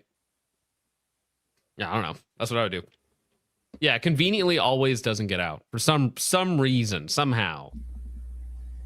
So what I've gotten from this interview so far is that the GWOT wasn't about terror, oil, or drugs. It was about the occultic elite harvesting giant souls. That's what GWOT. That's right. Well, I mean, Catholicism and Orthodoxy have a higher view of icons and artifacts than like modern Protestantism does. But while I believe in that thing from a Christian perspective, that is also true from these occult wackos as well. So them going into some of these places with ulterior motives is absolutely wouldn't surprise me at all.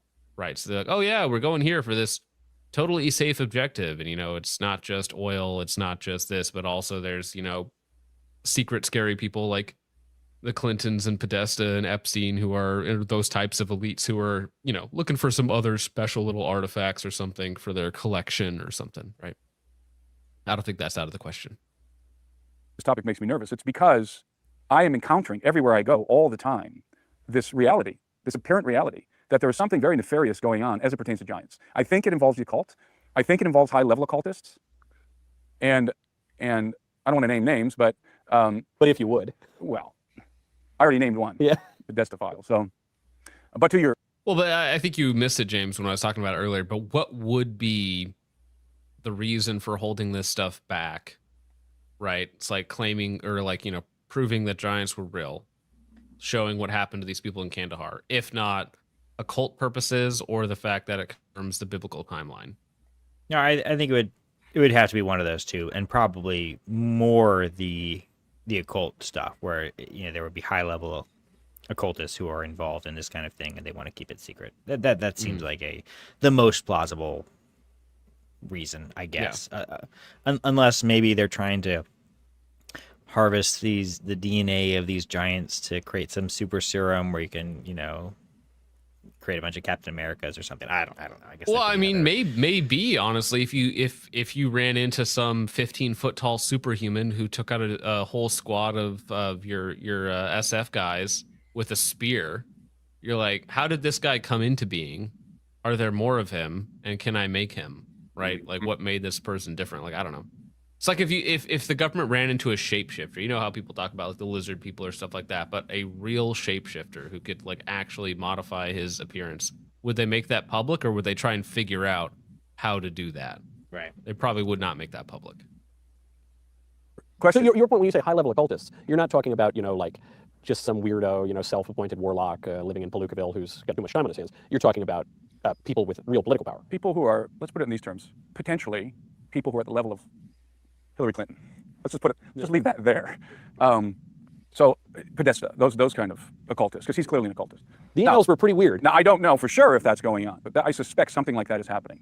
And there may be military operation to try and back engineer the DNA of these things. Who knows? That's all wild speculation. I have to say I'm very, very much persuaded that the Kandahar giant story is true, that it happened. And there are other stories, at least another story that I know about this incident that's even wilder. All right, well, I can't say. I can't. I'm no, sorry. you can't dangle that out there. I have to dangle it out there because it's not just one giant, it's the giants of Kandahar. But to your earlier question. Hold on. I'm not going to get, you're going to tell me I have an even crazier story about multiple Kandahar. Well, I said that to illustrate the point that it's not just one incident. There are. Well, it would have to be logically right. It would have, because unless they're immortal in terms of at least they can't age out, then they would have to be reproducing in some way, shape, or form. Right. If it's not through, if they're not created via like demonic means, right, or some sort of like occult ritual that makes somebody into this monster. Other incidents that have happened, perhaps other places in the world, specifically in Afghanistan. And so I will tell you very confidently, from my perspective, from my research, there is a tribe of giants to this day still inhabiting the caves of Afghanistan. Well, why don't we go get them? Well, we're not in Afghanistan. Well, we're not in we Afghanistan. left, We left all our stuff there. So, but I've talked to Afghanis.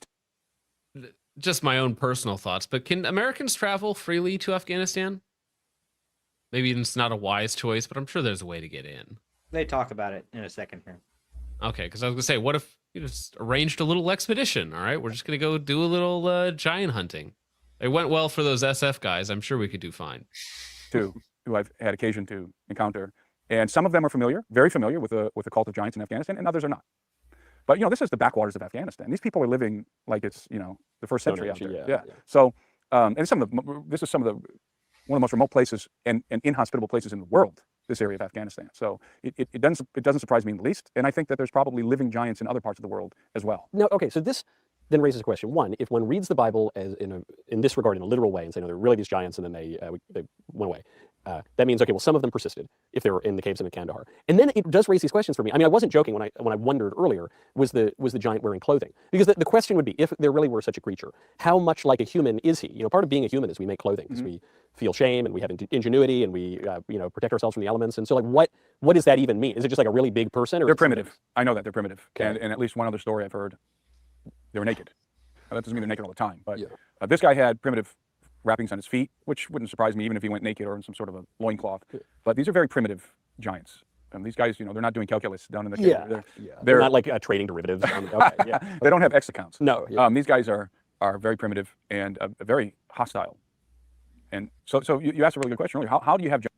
Maybe, but that would go against your previous story, because they would have to have some sort of communication ability if there was like even if it was a non-verbal deal with the local village to, hey, you leave food here to satiate me and I don't kill your family or your entire town, right? They would have to have some sort of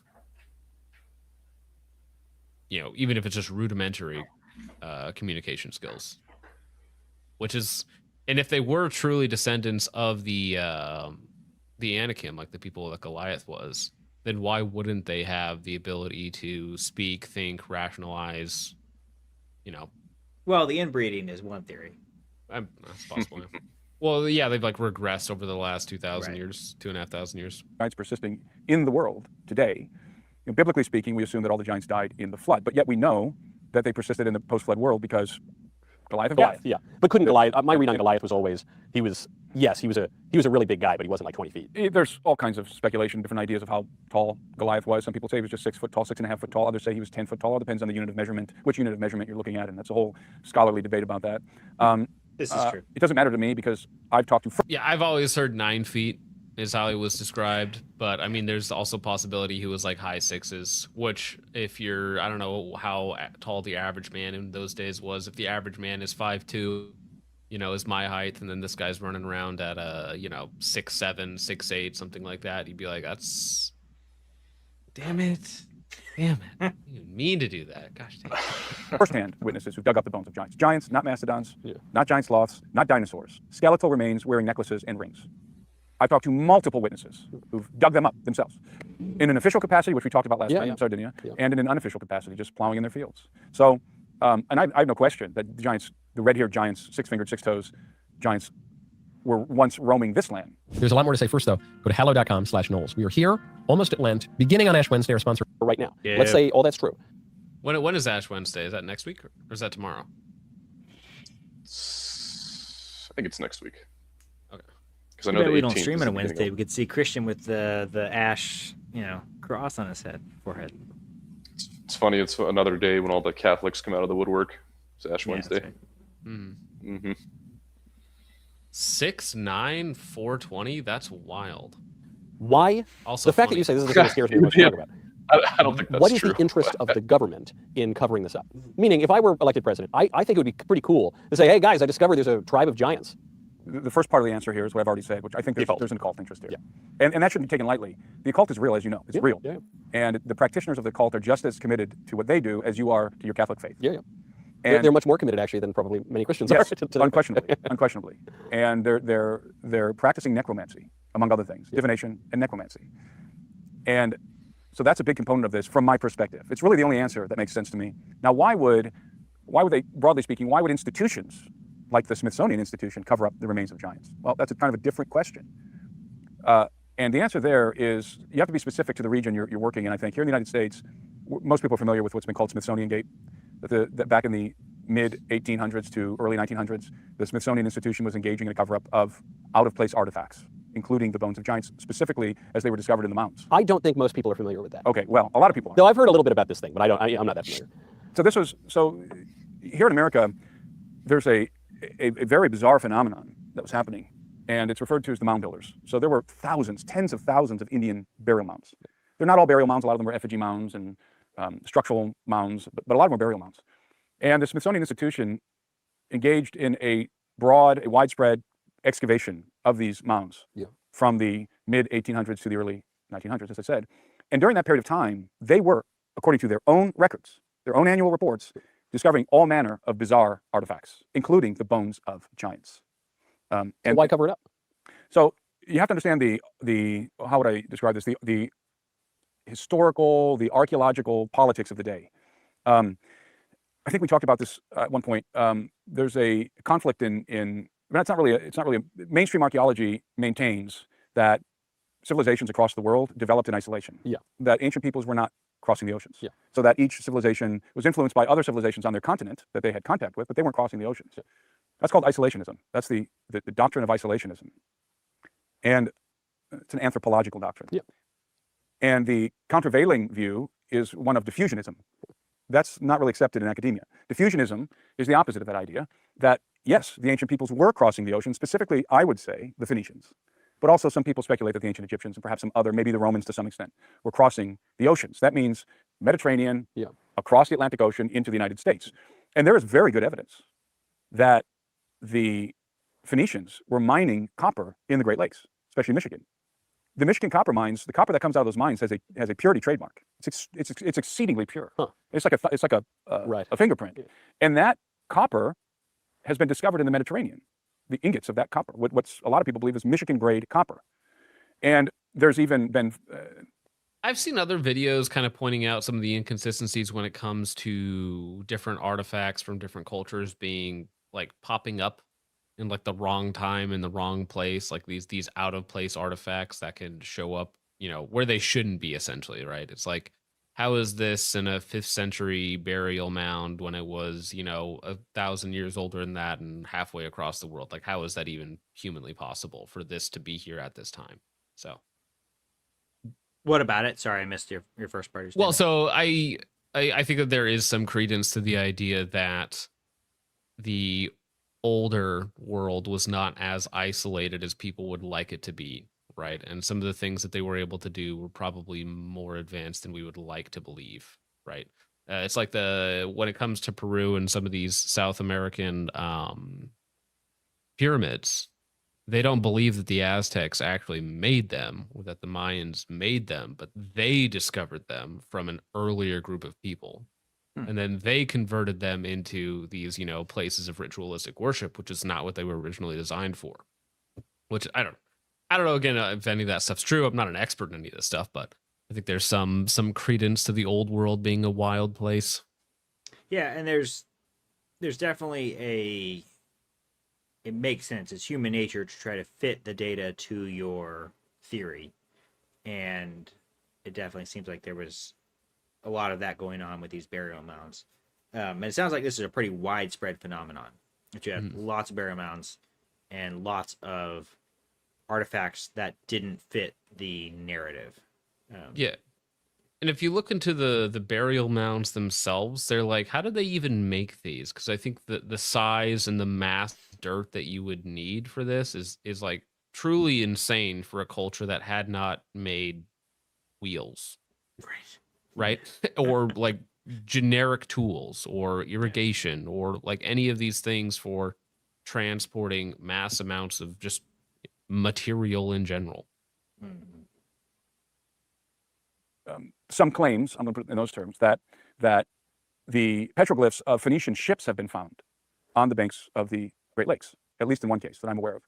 Phoenician ships were, had that hallmark prow that was like shaped like a serpent or something like that. The Phoenicians, by the way, were a secret society. Very, very little is known of the Phoenicians, but they were major players in history. Major. Of course, they were major players in the history of the Israelites. Yeah. Who built the Temple of Solomon? The Phoenicians. Well, a lot of Christians don't realize that. Not the Michiganders. No, the Phoenicians built the Temple of Solomon, and King Hiram, and then of course Hiram Abiff, his artificer, was instrumental in the building of Solomon's Temple. Isn't Hiram like a Freemason?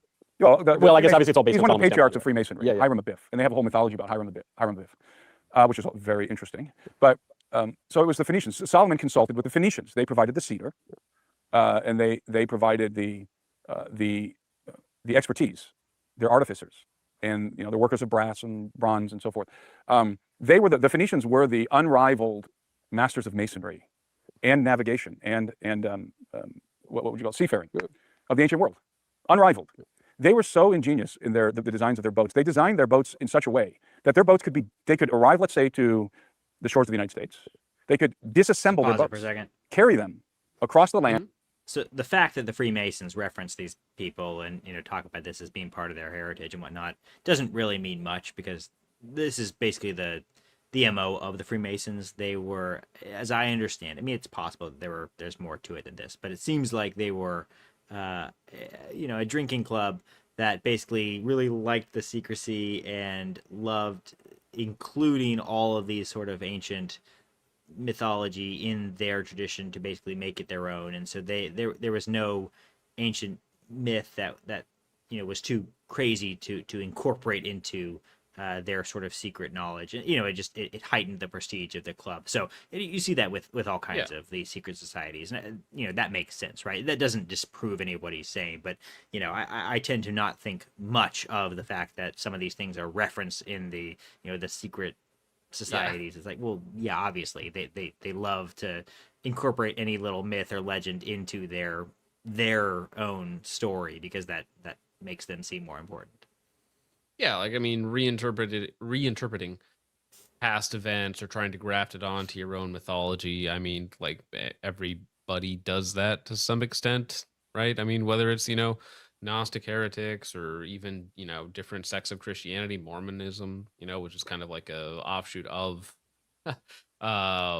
Freemasonry in a lot of ways. They borrow a lot of their rituals and then pretend that they came up with it, and it's totally their own thing. Borrowing from history as usual, and then reassemble them in the river. to continue navigating the Great Lakes, the continent of the Great Lakes. So the Phoenicians would have been able to, I believe, of course we know they circumvented Africa, or circumnavigated rather. They circumnavigated Africa, and so they were widely accepted that the Phoenicians were the master mariners. They were the great merchants of the ancient world, but they're very mysterious. Very little is known of the Phoenicians. I found, very difficult to find this, but I found a what would you call it, a frieze, what do you call it, like a painting on a wall, of a scene in which you have Phoenicians unloading their cargo off of their ships. And they're in Egypt. You can tell that there's like in Egypt, there's like an administrator who's sort of registering the cargo that's coming off the ship. And then you have the Phoenician guys carrying the cargo off the ship.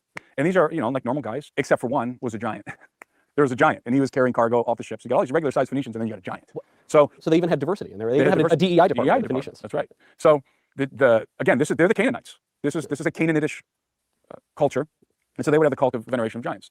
I can't remember how much of this we've talked about in a previous. Well, couldn't it be, a picture like that? Couldn't that be like in Western Christian art? You would have a bunch of regular guys, like patron Lorenzo Lorenzopoli, next to some other historical figure, all held up by an archangel. It's not that the archangel was a material person, but it could have artistic symbology. It's possible. It's possible. Or the Phoenicians just hired a big giant to help them carry their load. The historian Plutarch, he was in, I believe, and I hope I get the details right here, in his work on Sertorius, the Roman general, the life and activity of Sertorius, he writes, and let's see if I can recall this. He writes that there was a particular occasion in which Sertorius was in North Africa. And I believe he was around Tinges. I can't remember the details, but he was the gist of the story is this. He was in North Africa, and he and his legion came upon a massive grave that was being venerated by the Phoenicians. Of course, the Phoenicians, by the way, were the Carthaginians. They were the Carthaginians. That was a faction of the Phoenicians. Or at least the Phoenicians were their ancestors. And so you have this massive grave being venerated by the Phoenicians. And Sertorius inquires, why are you venerating this grave? And they said, because, and I can't remember the name of the giant, there was a fabled giant buried in the grave, entombed in the grave. And Sertorius, according to Plutarch, he disbelieved that this fantastic story. So he had his men open the tomb. And he went into the tomb, and he was shocked to find the body of a giant, very, very large giant. And he had his men reseal the tomb, and he also venerated the tomb. That's Plutarch. Well, speaking of ancient sources, you even have, as recently as in the Christian tradition, as St. Augustine saying he stumbles on a giant's molar on the beach. That's exactly right. It's got a size of 50 human molars. Yeah, you have all kinds. There's so many testimonies. Of course, people say, well, these guys are just finding the remains fossils of mammoths or whatever. Yeah. And no doubt they were, in many cases. But going back to the Phoenicians, ancient historians are also not necessarily the best. They're our best source, I guess you could say, but at the same time, it's like it came to me in a dream. It's like some, pick your century, 200 BC, a historian writing about something that happened in 400 BC, and it's like, I don't know if this is worth anything at all. Thank you, I guess. Their academic standards were not up to our academic standards. Yes, I mean the name that is given to Herodotus. One name is the father of history. The other name is the father of lies. Yes, we really have no idea how much we can trust of him. But no. There's a lot of our myths and a lot of our even history from that time does come from those people like that. Right. It's like 6 million. Bad number to choose, but like 6 million. Egyptians were killed by the Greek in the battle of this, and we only lost 3 people. It's like, all right, fair enough. Well, I mean, you even see accounts with similarly ridiculous sounding numbers in scripture as well. So it's, you got to be careful. So the Phoenicians, I believe very strongly that the Phoenicians were mining copper in the Great Lakes. They had the capability. I'm persuaded that they had the capability to cross the oceans, and they were interacting with the peoples of the Americas. Now, if that were the case, wouldn't there be more documentary evidence of it? Meaning, not contemporary, but saying, in antiquity, some history or story or legend even of the Phoenicians going over and discovering, Lake Erie or something, or one of the Great Lakes? No, it contradicts the prevailing narrative. Blows holes in it. So this is what we were talking about before. So if the Phoenicians were here, and there's other evidences that the Phoenicians were here, by the way, and interacting with the native tribes, the indigenous peoples of America, this would be the avenue through which the red-haired giants arrived at our shores. And this was the problem. In fact, I know this was the problem for some of the academics working with the Smithsonian Institution, specifically Colonel Powell. Colonel Powell was the first director of the Department of Ethnology at the Smithsonian. And of course, he was a famous explorer and archaeologist, and he was overseeing a lot of these excavations. And I can't remember, I wish I could cite the document specifically. It's in one of the films that Steve and I produced, in the True Legend series. We have all the documentation. And in that film, we present a document that is a letter. In fact, this is Tom Horn. This comes from Tom Horn's research. Tom is presenting this in the film, in which Colonel Powell is writing to a colleague of his. And he literally says something along these lines, so I should say paraphrasing, not literally, but he says something along these lines. He says, "We cannot yet talk about the giants until we can determine where they've come from." And what he's expressing here is he's expressing a very particular view. He was an adamant isolationist, ardent isolationist. That was his thing. The Smithsonian Institution to this day, they maintain the doctrine of isolationism. And most people do, right? Most people do, and Colonel Powell was one of its greatest proponents. And the problem that he had was that, from his perspective of isolationism, you should only expect to find indigenous Native American artifacts in America. That's it. Right. You should not expect to find red-haired, six-fingered giants with copper armor. You should not expect to find any evidence of Phoenicians, or ancient Egyptians for that matter, but specifically Phoenicians. And I believe he was finding those artifacts, and it was dismantling his own worldview, his own doctrine of isolationism that he was a proponent of. And so that's why in this letter to his colleague, he's saying, we can't talk about these things until we've determined where they came from, because clearly they came from somewhere. So isolationism out, diffusionism in. It's just like anything else that's politically charged. A good example, a good point of reference here is Trump's purging of the Smithsonian Institution. Right? Trump has been kind of behind the scenes purging some of the overtly political stuff. Yeah, this radical sort of anti-American ideological stuff. He says we're going to get that out. And the people who defend the Smithsonian now, they say, well, Trump is changing the narrative on history. And I think Trump's answer is, yes, I am, because you had your own narrative that you changed, and you changed it in a bad way, and we're going to bring it back. So we're restoring the narrative of history. And this is true not even just in the Smithsonian or history generally, but you do see this in any field. Like 15 years ago, when there were scientists, some of whom were pretty prominent, questioning the global warming alarmism stuff, the people who said the world was going to end in 5 years, they were pushed to the fringes. They lost their funding. They were marginalized at their universities, even at MIT, prominent universities, because any human endeavor is going to be political. We're the political animal. We're social creatures. So that's not surprising at all. That's true in every field. That's right. Yeah, and especially in human origins, because now you're getting into human origins. When you start finding when you start finding evidence of giants, you're encroaching on other topics, not just archaeology. Now you're encroaching on the conventional narrative of history, which doesn't include giants. But now, if I were an enterprising explorer, which I am not, but if I were, there's still time. There's still time for me. I might have to work out a little bit more. I don't know. I got to get better duds. But if I were, I would love to catch a plane into Kandahar, pay off some tribal Taliban lunatic. I don't know, give him like a couple of wristwatches and a pair of Nikes, whatever it takes to buy them off. They already stole all our military equipment. And go find the caves and go get a picture of one of these guys, even if he might spear me through the guts. Like, to me, if this is real and there are credible stories about this, why isn't one of the explorers going out and trying to grab? Why am I not going out? I wasn't going to make it personal. Why aren't you going to Kandahar? So there's several reasons why I'm not going to Kandahar. Number one, I mean, like there are 100 reasons not to go. Yeah, exactly. Number one, I'm not particularly fond about getting my head chopped off. Yeah. But aside from that, that is such hostile territory. I mean, even to get into this region and to try and navigate your way through it as an American, especially, it's not. I have a wife and kids. I'm not going to recklessly throw my life away for something to try and find the bones of giants. And maybe there's other. And I hope that we've not inspired some young person to booking a ticket right now to Afghanistan. Because I will say, but buddies of mine who are military veterans were familiar with Afghanistan. During that horrific. Yeah, I want to know. Exactly. But I'm also in that same boat where it's like, I could buy a one-way ticket. Do they have actually I wonder, does Starlink work in Afghanistan? Yeah, I bet it does. Can we live stream the whole thing? That could actually be really fun. No, I mean, I'm serious. Like, there are some people, yes, most people are in this boat where it's like, no, I can't go to Kandahar, but some people. Somebody out there. Well, listen, it's like, if you have enough free cash and time, like, buy a small militia. It's probably not even that expensive, and then do some, figure out. You can maybe try and triangulate where these guys were at roughly, and see if you can do some exploring. Visit all the villages and have your local interpreters ask them if they just, leave food out some places for some of the cavemen that are out there.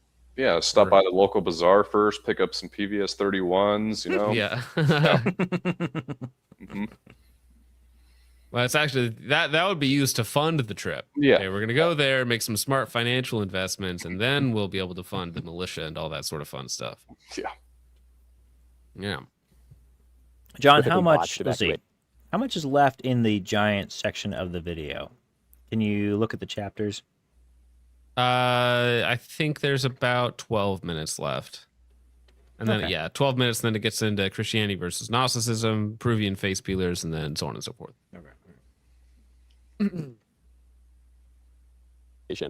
Some of them wanted to go in, even with private organizations, and help some of their assets and people they'd worked with escape. Yes. And even to do that, and this Yeah, these are- Chad Robichaux was one of those guys. Okay, so there are a number of these guys.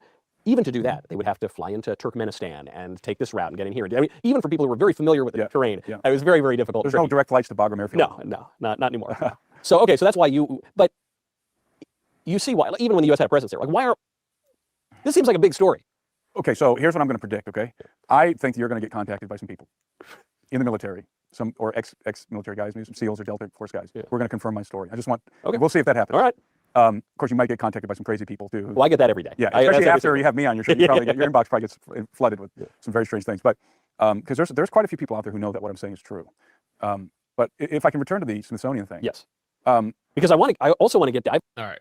Well, the Smithsonian thing. Sorry, very interesting. But yeah, it's a tool of narrative control. It's very effective. At that. Mm-hmm. Yeah. No, I think it's stuff like that made this story more compelling. It's not just a bunch of secondhand stories from soldiers who, I'm sure love telling tall tales, but there are actually some verifiable facts in here, or at least things that give rise to lots of questions. So I thought it was an interesting interview. The giant section was intriguing, kept my interest, and I watched an hour and a half of it. But the Peruvian face peelers part, again, these are stories from 2002 or 2003, and the guy who Michael is interviewing went to Peru personally and videoed a bunch of stuff, talked to a bunch of people from these villages that were encountering these like alien like people who were peeling off faces.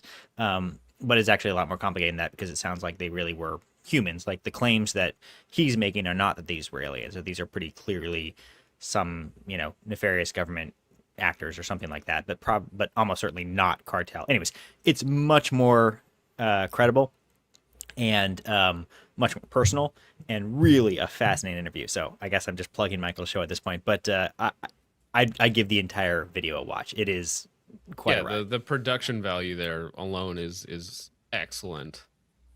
So check it out. I'll drop the link for that in the probably in the YouTube chat here. Put it in the right window. There you go. But yeah, fun watch. I'll probably finish the rest of that later on. We got a couple super chats to get through. Oh, actually, yes. At the beginning of the stream, Nate Teeler for 10 says, the more I learn about this Satan character, the more I don't care for him. Sounds like he's a real jerk. Yeah. True. The proper norm reading, yeah. Central Sands Defense for 5 says, I already yelled at my phone Monday night. Please don't make me do it again. Please. No. Central Sands Defense loves bad judges. Loves it when his hard work goes to waste. Here we go for 2 says, have you not seen the Mr. Ballin video of it? No, I haven't. I did look it up. It's only 13 minutes long, so yeah, I watched it before. That's a much more concise viewing of it. Thank you. Here we go. Here we go again. It says ball in. He's not from the ocean. Yeah, because you keep saying Balin. Thank you. Here we go. Mr. Johnny Mover 2 says, what on earth did I just stumble upon here, John? Well, listen. Read the title, the thumbnail, like that's what it is, bro. We're talking about giants. We're 3 hours into a giant stream, bro. Yeah. Come on, man. Pretty Thank you, Mr. self-explanatory. Yeah. Yeah, jeez. Can you read? No, I'm just kidding. Thanks for hanging out, bro. Well, fun. Thanks for indulging me on this this little conspiracy trip. I am not one who generally goes in for conspiracy theories. There are plenty of conspiracy theories that I would like to be true, because I think they're fun to think about. But most of the time, I come upon them and I think, yeah, these are pretty far-fetched, and I'm sure there's some truth here.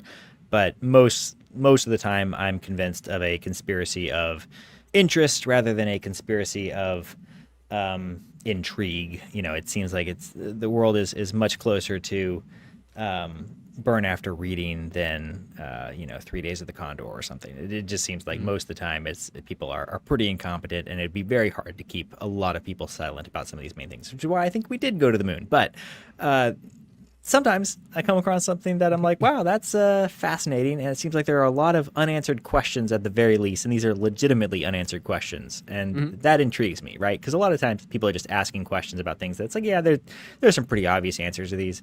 But there's a lot of stuff here where it's like, okay, interesting. People make some kind of crazy claims. And it seems like there's something here at least, especially with like the Smithsonian stuff. It seems like there definitely are some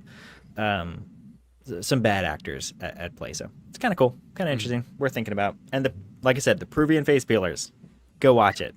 Fascinating part of that interview. It sounds like a Mexican freaking cartel video. It does. Yeah. Thank you. Central Sans Defense says soldiers would never lie, allegedly. No, they lie all the time. But there are lots of wacky soldier encounters throughout the years. Sure. Giant squid, krakens on ships being attacked. Yeah. Like I would love for the Loch Ness monster to be a real thing, but it's almost certainly not. You know, it's like, not possible. Right. It's a glacier lake that has no access to seawater. Right. It's literally not possible. But it's such a fun story. Yeah. It's fun. Yeah. Now other water cryptids. Yeah, maybe. Yeah. See, now that Loch I can Ness, buy probably into. not. Yeah. The amount of trash we just dump into the ocean while we're on deployment is hilarious. Mr. Johnny Move for 5 says, "Why are giants such an important topic to you guys?" Well, they're biblical, of course. So giant bones are out there. So burial mounds for giants, like it checks out from a biblical worldview, right? So, and also the idea that there's like some inbred tribe of giants still wandering around in Kandahar, like that's I mean, like, what else is interesting there, bro? From a conspiratorial or Christian perspective, it's like finding the Ark of the Covenant in a way, right?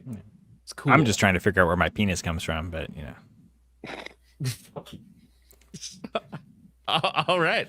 Fair enough. And on that note, all right. You want to sign us off? Or are we gonna? I guess that really is it. Last comment about my penis. That's it. All right. That's how it works. I'm trying to find my penis. Good night, guys.